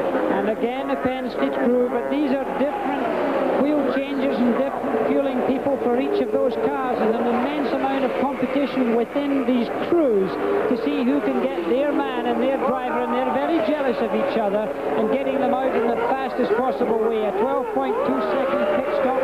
Again, a very good pit stop. The Penske crew are good. Now all of the leaders have had their pit stops, and Bobby Unser is once again back in the lead, where he has been for a good portion of this motor race here at Indianapolis. Again, weather conditions perfect for the spectators. Temperature about 80 degrees, a warm sun. It's a nice summer day, but for these race cars, it's going to start taking its toll. Engine-wise, it certainly can. And here we see Bobby Unser coming into the pits again and still under a green light. This is an unscheduled pit stop, it would appear. He's certainly coming in again. This is a sad day for him because he has, in a way, with him and Johnny Rutherford, they've dominated the race. Dick Simon has lost a wheel. And he's gone down to the racetrack. He's still in control of the race car. Dick Simon staying with it. Look at parts are flying off. There's the wheel finally come to rest here. It looked like the front end of the car almost exploded. The car's rubbing heavily now on the road. The race car cannot possibly go back out on the track with the amount of damage that this will be doing. Let's look at it again. Look at the left-hand side of our picture here. Now watch this. Almost exposed. Obviously a suspension failure. Obviously a failure. And this is the type of thing, that wheel could have gone back, it could have hit the driver, it could have gone right over, bounced over even this tremendous safety fence that they have out outside this racetrack, but he keeps his cool. He doesn't change direction sharply. He tries and keeps calm with the car, and that's what the driver has to do. Oh, we got a fire in the pits. Here's Hurley Haywood's car, but he's out of it. The driver, okay, no problem. All kinds of action going on. We'll reorganize and come back. Okay, Dave and Chris, the yellow light goes out, the green flag is waved, and they're racing again. Johnny Rutherford is the leader. Rick Mears in that blue car, ducking down low, taking over second place. In third place, we have Bobby Unser, number 11, then Tom SNEVA, number 9. Gordon Johncock, number 20, has moved into 5th place.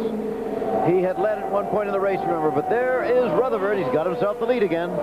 Yep, he's certainly got it. And look at the lead he's taken out already. It's amazing. He just seems to be able to pull it out the bag. And, of course, when a driver's on form with a car that's handling well, he can do this sort of thing, and he tends to look as if he's dominating it. But right now, there are 3 abreast going down there. They're shuffling like a bunch of cars in Las Vegas going through there.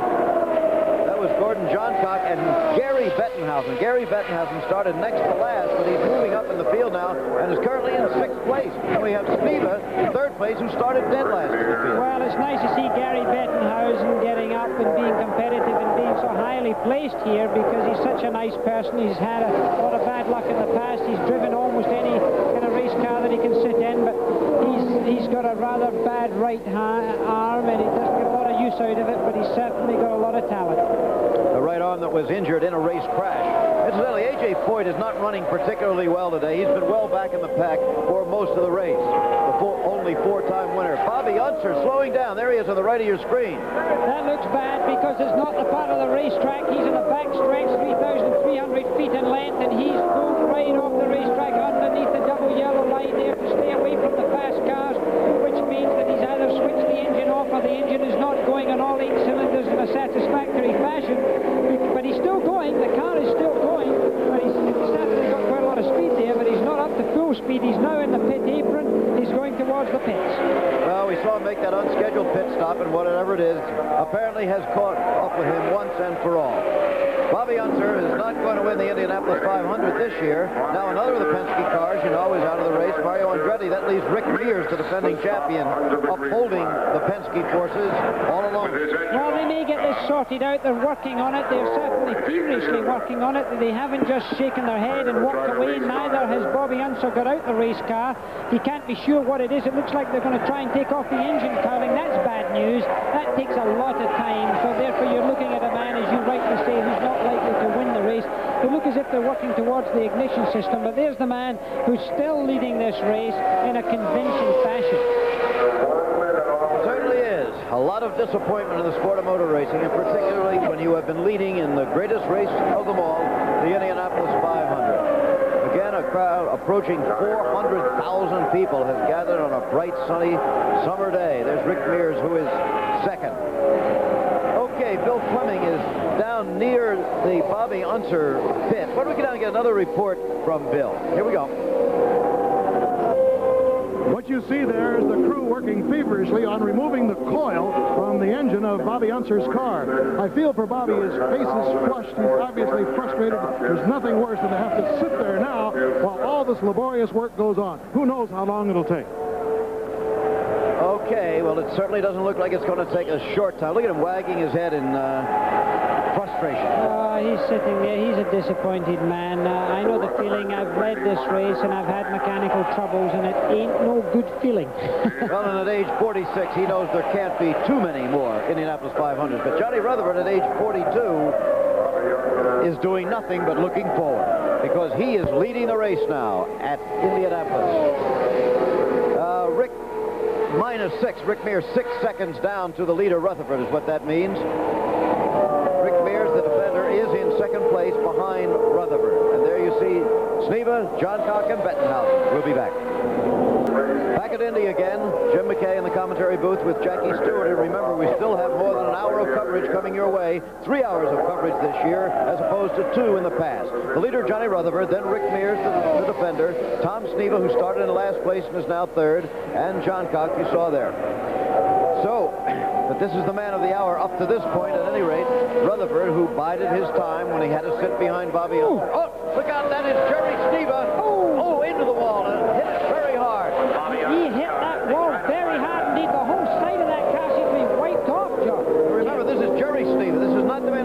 race. This is his younger brother, and he gave the sign that he's okay. Jerry SNEVA in the car. Gee, right near turn 2, that has not been kind to the SNEVA family. There's a look at Jerry in close-up, because the terrible crash of brother Tom happened in turn 2 a few years ago, and this year, their younger brother Jan, trying to qualify for the race, also crashed in 2. Now here is Johnny Rutherford into the pits in his car number 4, the leader. And Tom had another crash or 2 in practice this year. Well, that certainly is a notorious corner for that family. This man sitting in there, relaxing a little bit, taking it out of the pits, an efficient pit stop there, the Jim Hall team, and there you see the other team, Rick Mears, the Penske team, having a good go there, him carrying number 1. He was the car champion of the 1979 year. The war of Cart and USAC now come to terms, and they've joined forces together, gladly for everyone in motor racing to work together for a better sport. Let's have a look again at this accident of Jerry SNEVA's, and you can see him losing adhesion. The back end of the car just goes out there. He tries to apply opposite lock, that's to say he tries to steer in to the skid, but of course it has no effect. Remember, he's doing more than 180 miles an hour. The smoke again is tire smoke, and now look at him hitting this wall. The car almost hits it symmetrically with the 2 tires.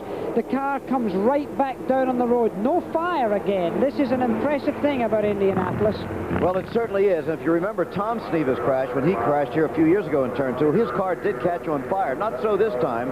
And there's a very specific reason for that, really. And it's because there are such things as fuel cells in these cars now. It's been one of the major moves forward in safety. There you see the ambulance standing by. But let's find out something about the fuel cell with Chrissy Konamaki.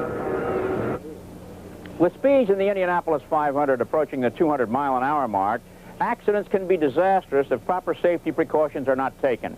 The organizers of the event, therefore, are very safety conscious, particularly in the area of fuel containment and fire prevention. Every car has a specially constructed fuel cell made by Goodyear. It's an interesting piece of equipment. It's made of 2 layers of puncture-resistant nylon coated with natural rubber, much like the fuel bags in the Vietnam helicopters that were subjected to machine gun fire. On the outside are 2 layers of puncture-resistant nylon as a shroud to give it added strength. Let's take a look at how strong this really is. I'm going to give it a couple of licks with an axe here. I'm no Paul Bunyan, but I'm going to give it my best shot. Let's see what happens here. Well, we hardly put a crease in the outer nylon. As you can see, it's a very strong unit. Now, recently, our cameras visited the Goodyear facility in Akron, Ohio, where the units are put to a much more graphic test. The cell we're using in today's test is one to fit last year's cars, so the construction is the same. All of the ones made for this year's race are already in their cars. They're raised in a rig 65 feet high. They're full of water. They weigh 280 pounds, and they're dropped. And as you can see, when this fuel cell hits the ground, it does not burst. It's the equivalent of a 185-mile-an-hour wall crash here at the Indianapolis Motor Speedway. It's a graphic test of a fine new safety device. Now, what's going to happen to these? Well, I suspect someday you'll find them in the tank of your car in the family garage, but not until the $3,500 unit price comes down a little bit. Okay, a look at the fuel cell that was very instrumental here in this crash. And just look at the racetrack. There's no fuel on the racetrack, so therefore that fuel tank did not burst. Okay, now there's Bobby Unser out of his car. Day is done for him. Let's go down to Bill. Well, I've got an ignition problem, and apparently must be in the ignition itself. That's one part we can't change to get to. I know you changed the coil, but it didn't work. No, it didn't help. But that's usually the most likely thing to go wrong is the coil, but it didn't help this time. And I can't imagine the frustration you must have felt sitting here for 5 minutes while that's going on behind you. Yeah, you just see a year's work just go down the drain. Of course, it isn't just me. It's the crew and the Norton people and Roger Penske. It's a year's work for us at this place. And you know, it's only speculation now, Bobby, but you and Johnny Rutherford seem to be the fastest cars on the track. How do you think it would have turned out? Well, Johnny was going to be tough, and but I think that he thought maybe I was going to be tough too, so I don't know. I had a good hold on him, but it seemed like maybe I couldn't let go of him too easy either. So. Maybe he's breathing a sigh of relief as he sees your car in the sideline. He's just as happy as I would have been if it was him dropping out, but we just feel awfully bad. And I feel sorry for the crew, I think, than I do for myself, you know. You and Brother Al, it wasn't your day, was it? No, I guess not. You know, Bobby, while we have you here for just a moment, it seems we've had more attrition this year. More cars hitting the wall or spinning or going out. Is there any reason for that? We have less than half the field, I think, now. Well, I really didn't think it was going to be that bad. I really haven't surveyed who's done all the wrecking so far, but I'll bet part of it's, maybe some of it's going to be to the rookies, not all of it.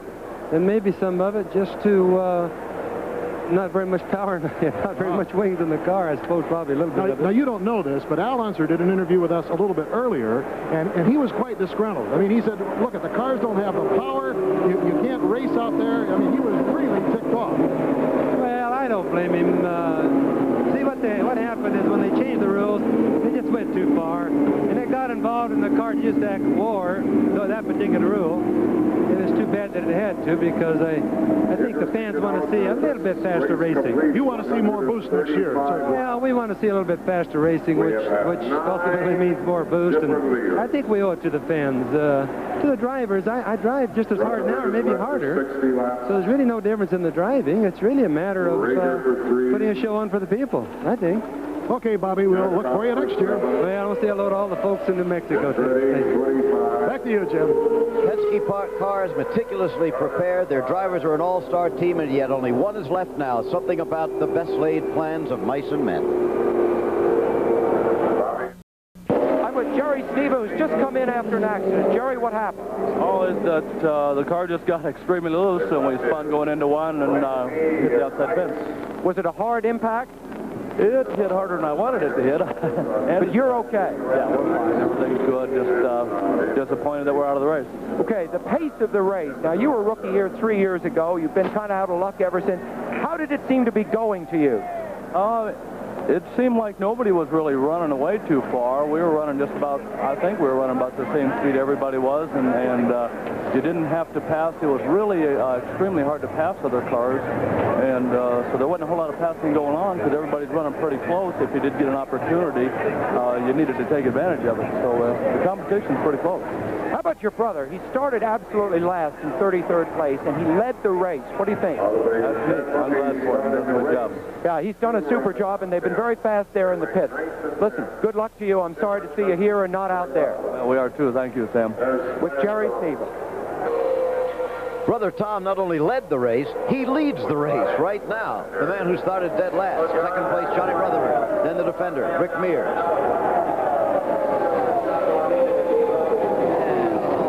Racing going on out there. Yep, there's the man there, Johnny Rutherford, who I must say that I just like the look of that race car. Jim Hall, great innovator in motor racing, aerodynamics and so forth. Funnily enough, he might not have been the first man who brought aerodynamics to the speedway. That might have been Joe Concannon way back in 1961. He was a great innovator also. Jim Hall's the man who's given a lot of credit for aerodynamics, but Concannon certainly seems to be the man who brought it here. Rutherford is charging again. Yes, Concannon had little vestigial wings, little tiny ones on the back, didn't he? Yeah, inside the racetrack, inside the left-hand side of the car, in fact. I've seen some pictures of them, and very small, but they've come a long way. Look at the size of the wings they have now. And there's Johnny Rutherford moving in pursuit of Tom SNEVA. Let's go down to Chris Economaki. He is with the wife of Johnny Rutherford, Betty. Okay, Chris. All right, Betty, how's he doing? Everything's going just as we planned, and if it continues, it'll be really nice at the end. How many more pit stops? One more. One more. Okay, Johnny Rutherford's wife, Betty, working on the stand here. Confident woman. She's been here many times before. And there's what she's watching. Her husband, John, closing in on Tom SNEVA for the lead in the Indianapolis 5. Oh, look at that. Gosh, he nearly hit the wall. And Johnny Rutherford there was right behind him. If he had hit the wall, Rutherford would have been involved in that. Now Rutherford says, I've had enough of that. I'm getting out. I'm going to get past. And nobody's going to crash in front of me. Boy, SNEVA was really pushing that car.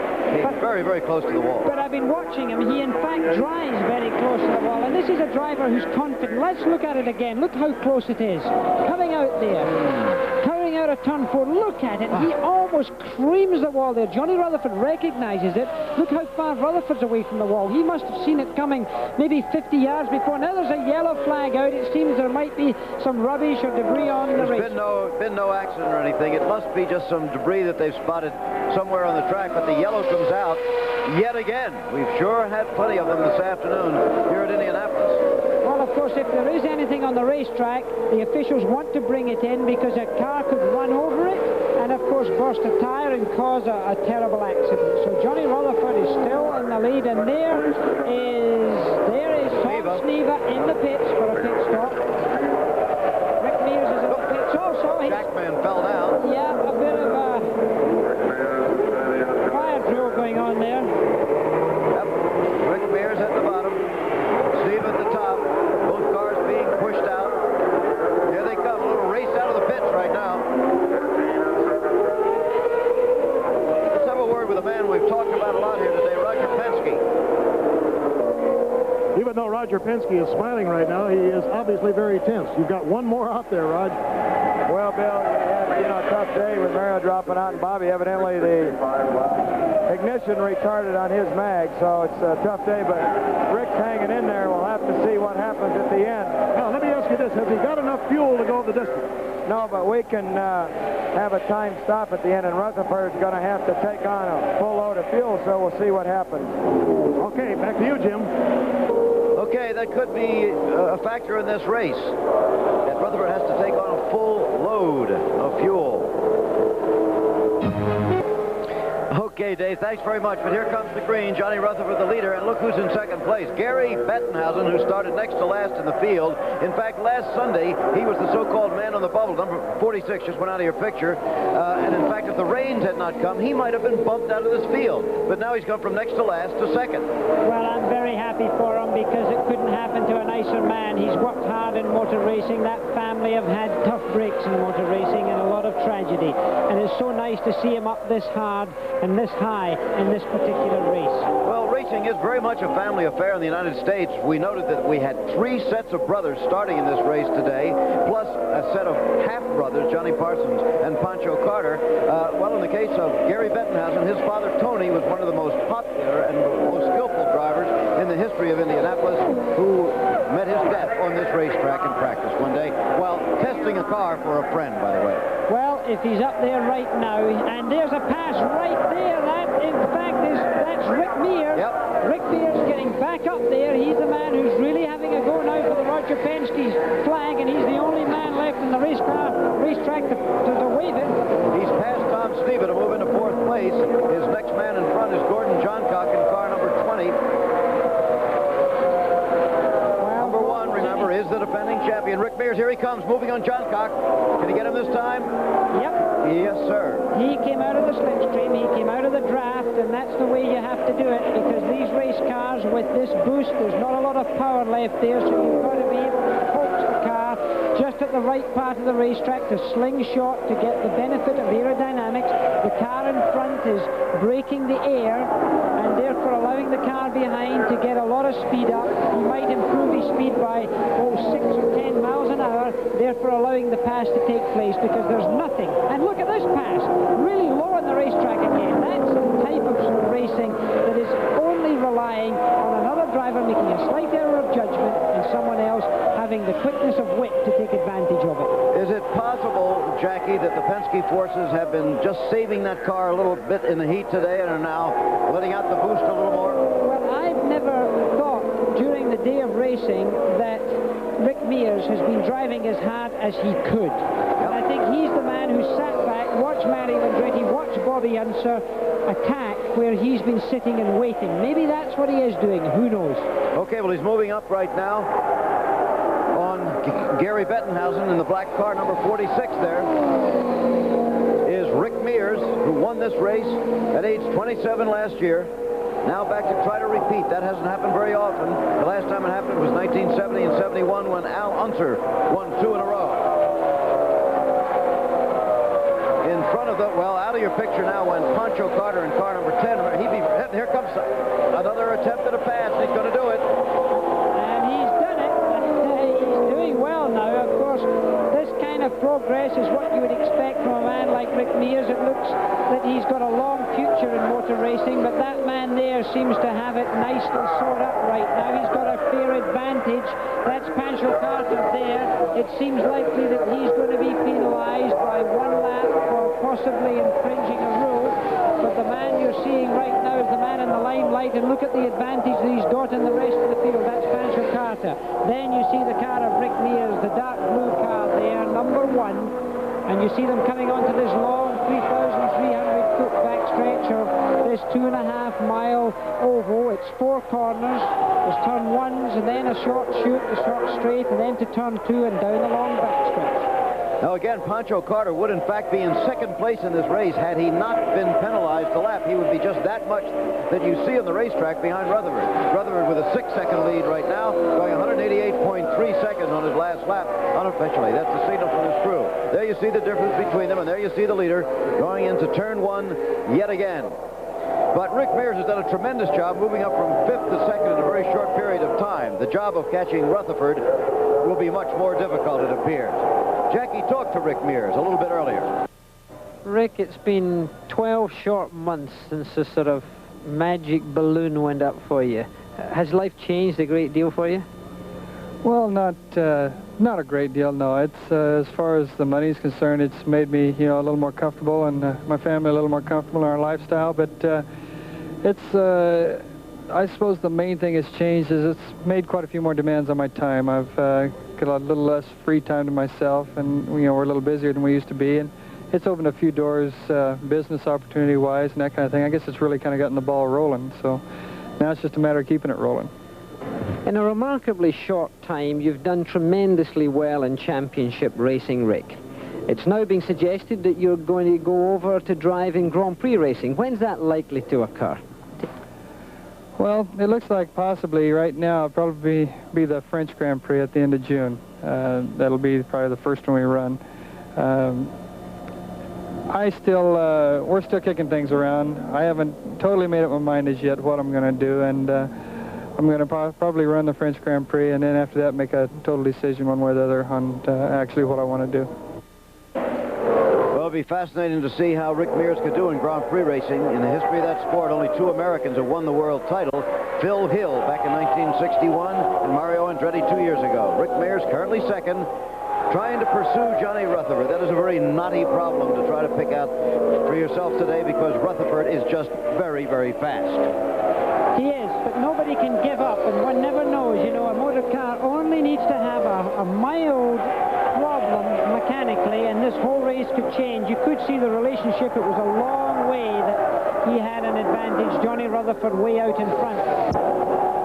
Johnny Rutherford continues to lead the Indianapolis 500. Mears second, then Bettenhausen, John Cock, and Tom Sneva. Brother Jerry crashed a little bit earlier. Really hard to estimate how much money has gone into the preparation of this Johnny Rutherford car. Jim Hall is a financially secure man himself, an oilman in Midland, Texas. He has testing facilities down there.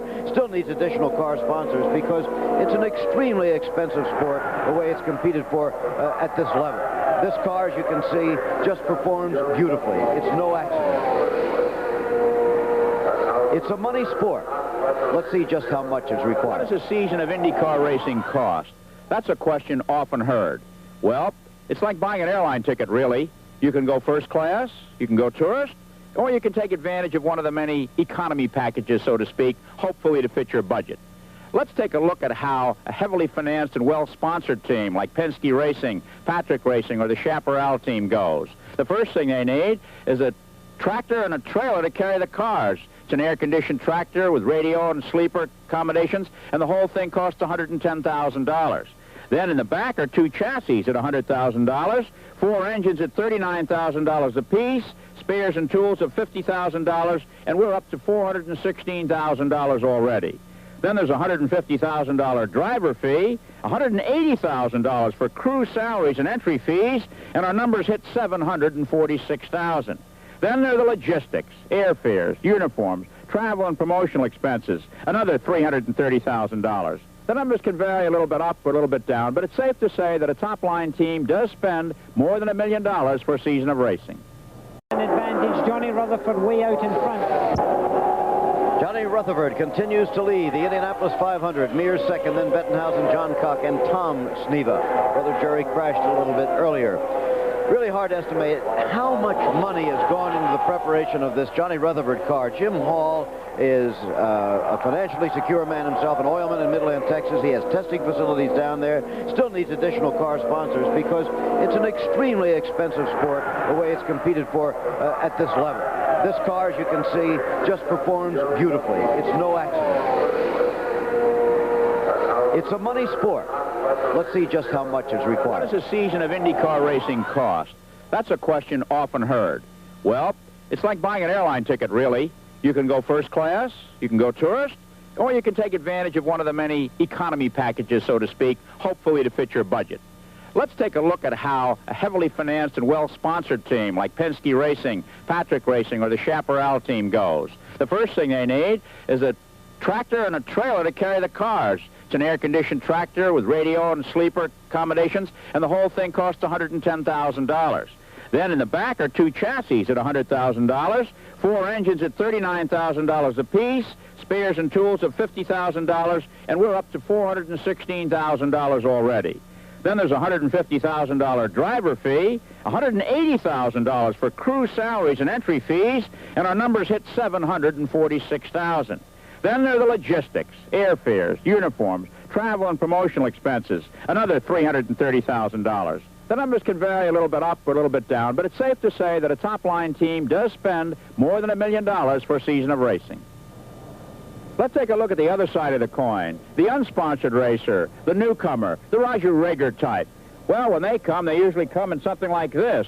A covered trailer and something to pull it with cost about $8,000. And inside is a used chassis, cost $40,000. And instead of expensive racing engines, there's 3 stock block Chevrolet engines, cost $7,500 apiece. We asked about logistics, and we're told that a month's rent in an Indianapolis apartment is $500. Add another $1,000 to that for incidentals for the month of May, plus another $10,000 for the rest of the season, and you have a Roger Rager getting through the year for about $82,000. And what about the returns? Well, the returns come in 2 forms, sponsorship and prize money. For the haves, where it costs over $1 million to go racing, they can expect the sponsorship to total $1 million or $1.5 million from a top American company. And they'll have a profit going in. For the have-nots, where their cost is just over $80,000, Roger Rager said the other day he's already gotten $67,500 in sponsorship money, and if he does well in the 500, he might pick up another $10,000 or $15,000 before the end of the year, and perhaps break even. And what about the winnings? Well, to win the Indianapolis 500 pays between $250,000 and $300,000. For a top-ranked team, that's just an entry in the ledger. For Roger Rager, it's easy street. And Roger Rager, of course, unfortunately crashed and is out of this race. In this particular Indianapolis 500, still led by Johnny Rutherford, pursued by the defender, Rick Mears, and then Gordon Johncock, a former winner. Tom SNEVA, who started last in the race today, is still in 4th place at the moment, and Gary Bettenhausen, who started next to last, is just behind him now. So the 2 of them have been pretty close to each other all afternoon, moving up all the way through the field. They have, and the top 4, and there's Johnny Rutherford going to come in for fuel. This is the vital one for him. He's going to have to top right up with fuel. Every gallon and every quart that he can get in there has to go in, because he's still going to have a good many laps still to go, and it's even going to be marginal at the end of the race for him. And this fuel stop, nobody can make the slightest error of judgment, because Rick Mears is hot on his heels, and he doesn't have to make another pit stop, so therefore things look very tight for Johnny Rutherford, and optimistic, if you like, for the Rick Mears team. No question about it. This race is not over at all, although Rutherford looks comfortable and his car looks so smooth and beautiful. Here he comes in now with this all-important, critical pit stop. As you said, one drop wrench could lose the race here. Well, the car itself takes 40 gallons of fuel. Right now, they'll probably put in 38 or 39 gallons, because it's difficult to get much more in. They're not going to change any rubber on them. They're going to try and send them out. Now, he's already passed the fast pit stop that we've seen just for fuel. So therefore, they're really making sure, they're really putting every quart in. It's a long pit stop just for fuel. Certainly is. 17 seconds. That could be very costly. Stay with us. This race isn't over. because Rick Mears is really pushing it out on the racetrack right now and is the leader at this moment. Rick Mears, defending his championship, leads at Indianapolis. After dogging the leaders all day, Rick Mears has taken the lead at Indianapolis. More coming up after this word from your local stations. Rick Mears leads the Indianapolis 500 as we enter the closing stages.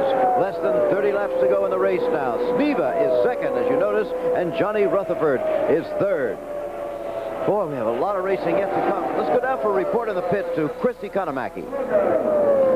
Well, leader Johnny Rutherford just took 17 and a half seconds to do nothing but take on fuel. That's a rather long fuel stop. They checked the tires and did not change any. Now, had they wanted to change tires, they could have without it costing them any time, because you can take tires off and put them on inside a 17 and a half second pit stop. Apparently, the car was extremely low on fuel. There's 29 laps left in the race.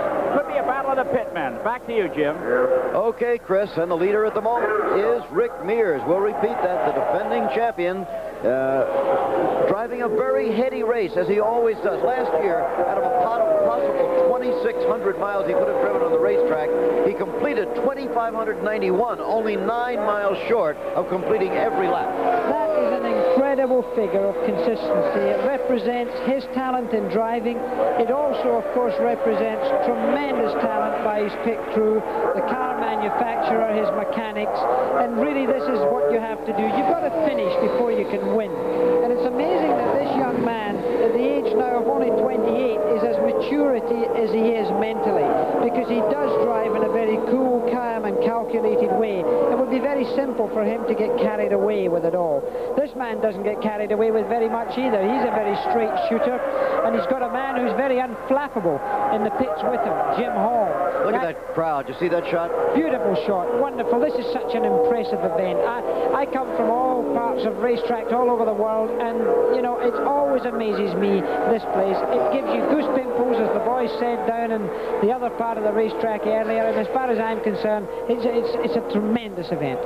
Rick Mears with a 22-second lead. Now, he's got to come in for fuel, but he should be able to do a quicker pit stop than that with the kind of a crew he has under Roger Penske.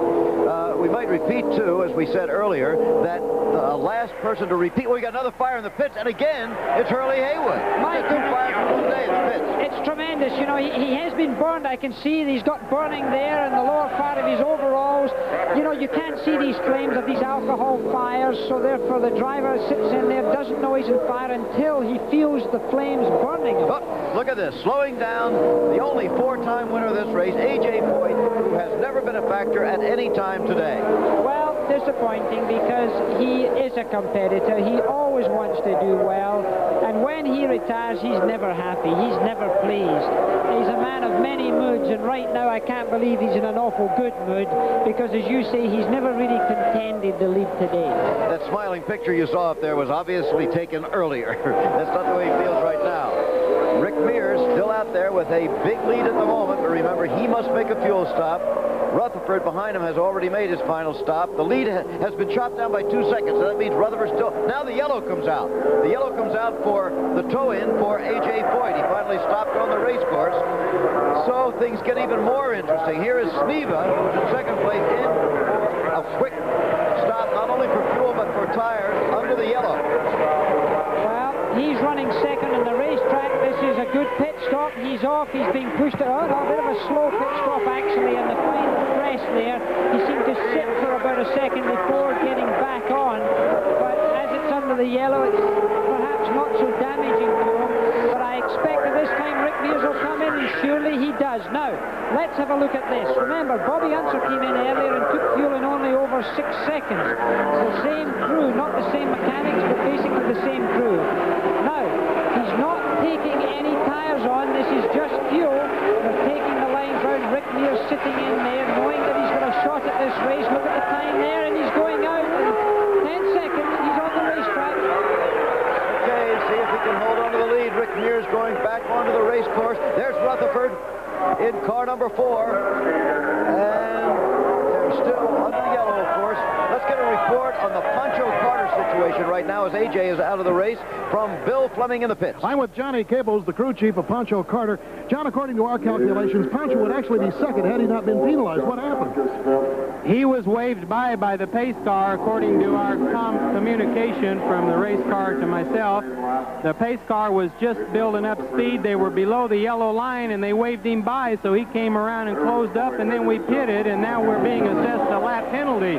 As far as our lap count is concerned, we're on the same lap as Rutherford, got 22 leading laps, but they're not giving any of this to us.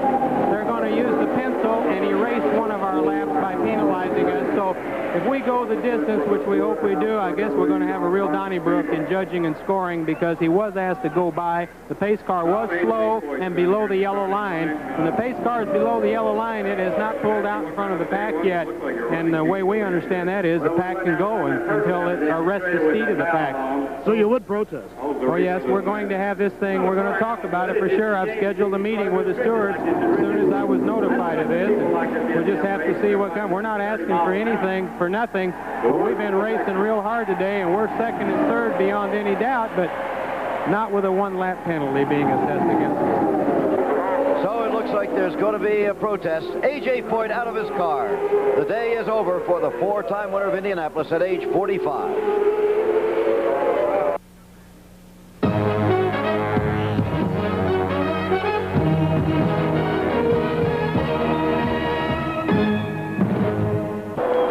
Still under the yellow at Indianapolis in the closing stages of the race. Johnny Rutherford has taken the lead again. You see the yellow still out. Let's go down to Chris Economaki with A.J. Foyt. What's been the problem? Well, the biggest thing, we got a valve that didn't have about 43 damn easy. That's the biggest damn thing wrong all day. You don't like the rules, huh? Well, it's bull. If you want to run taxi cabs with anybody driving, they ought to hire them. This ain't no race. This is damn taxi cab race. Okay, as you can see, four-time winner A.J. Foyt is not a happy man this Memorial Day. Disgruntled, you might even say. But here comes the green flag out with that race to the checkered flag. Johnny Rutherford first. Tom SNEVA second now. Rick Mears on that pit stop has dropped back to third. Rutherford's going to be tough to catch because remember, he's got tremendous power in that car. Well, he's got a car that handles apart from anything else. Power-wise, remember, you're looking at a car that's got about 600 horsepower. By the way, that car in the lead there, as it would appear, is young Tim Richmond. He's just been passed, but he's a lap down. And there you see the man who's in fact leading the race clearly, the yellow car, number 4, from Texas, built, constructed, designed, prepared, and looked after by the great Jim Hall, a great innovator to motor racing in all formulas. He's done all sorts of things in sports car racing and everything else. Now he's attacking the Indianapolis 500, nearly won it last year, is now leading it in the closing stages, and there is the other yellow car, that's Tom SNEVA getting through there, and there's Rick Mears, who went into the pits there, did a fast fuel stop there, got out without using any rubber at all, and you can see that's Rick Mears there, car number 1, carrying the championship he won for the kart group in the year 1979 after winning this Indy 500 last year. Just in case A.J. Foyt left any question in your mind as to what he was talking about, he was criticizing the rule which limits the boost to 48 cubic inches this year. He'd like to have about 60. And as you heard, he was not only critical, he was furious about it. All this taxi cab racing. Well, not exactly taxis at 189 miles an hour, but slower than A.J. would like and slower than a lot of the experienced drivers would like. Yes, they like to have excess power just to be able to handle the cars and to be able to use the talent that they've honed and worked on for so many years. And that's what power does, because normally these cars can be pumped up to, 800, 900 and more horsepower. And when you get a car developing 900 horsepower, let me tell you, Jim, it feels fantastic. When you put your foot down going onto that back stretch, it gives you a kick in the backside like you've never felt before. Johnny Rutherford stretching out that lead. The only question now might be, Jackie, can he make it to the finish with the fuel he has, because they measure it almost to the eyedropper full to the finish line. It's not only that, you know, he's got to finish with a car in one piece. I remember I was leading this race with only 10 laps to go in 1966, driving for John Meekum from Texas also, and there's Rick Mears coming into the pits. This can't be scheduled. Rick Mears is coming into the pits.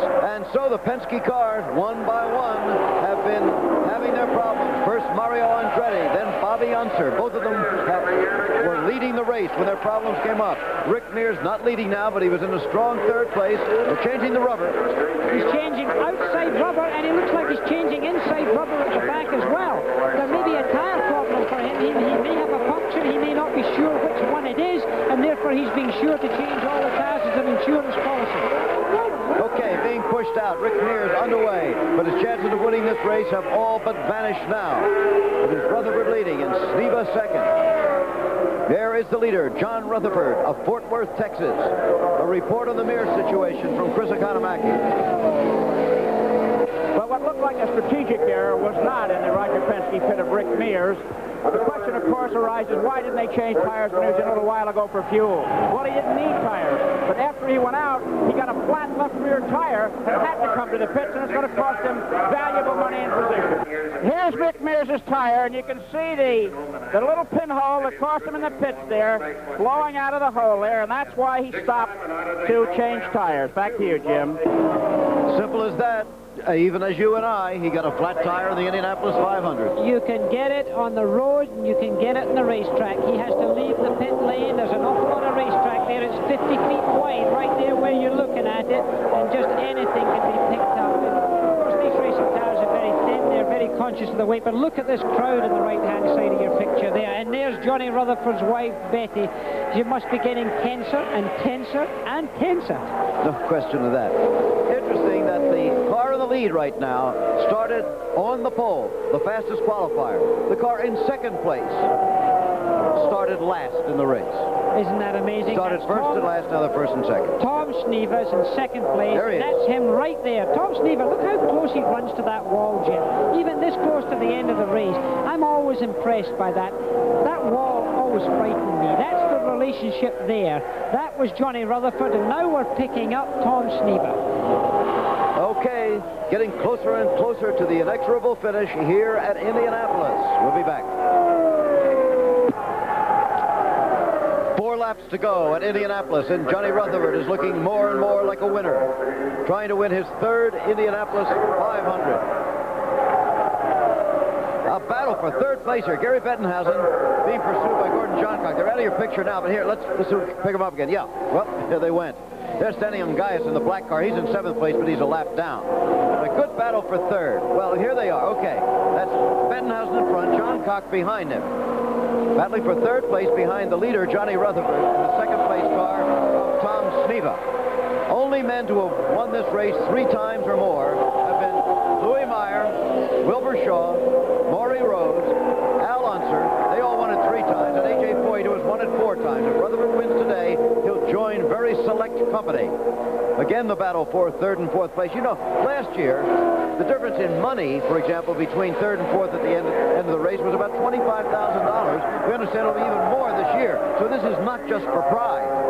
But it's a lot of pride involved here, and Gary Bettenhausen really wants to be able to do it. Gordon Johncock, of course, has won this race before, but Gary Bettenhausen would love to finish ahead of him right now and pick up that extra money. It would be tremendous for him. He's such a nice man. He's 38 years of age, and as I say, he's had a lot of sadness. His brother very badly damaged. He's been damaged in motor racing. His father lost his life in motor racing. It's interesting that his crew chief, Paul Leffler, is the father of Greg Leffler. It's a great motor racing family in this sport, particularly in Indiana and particularly in this form of racing. No question.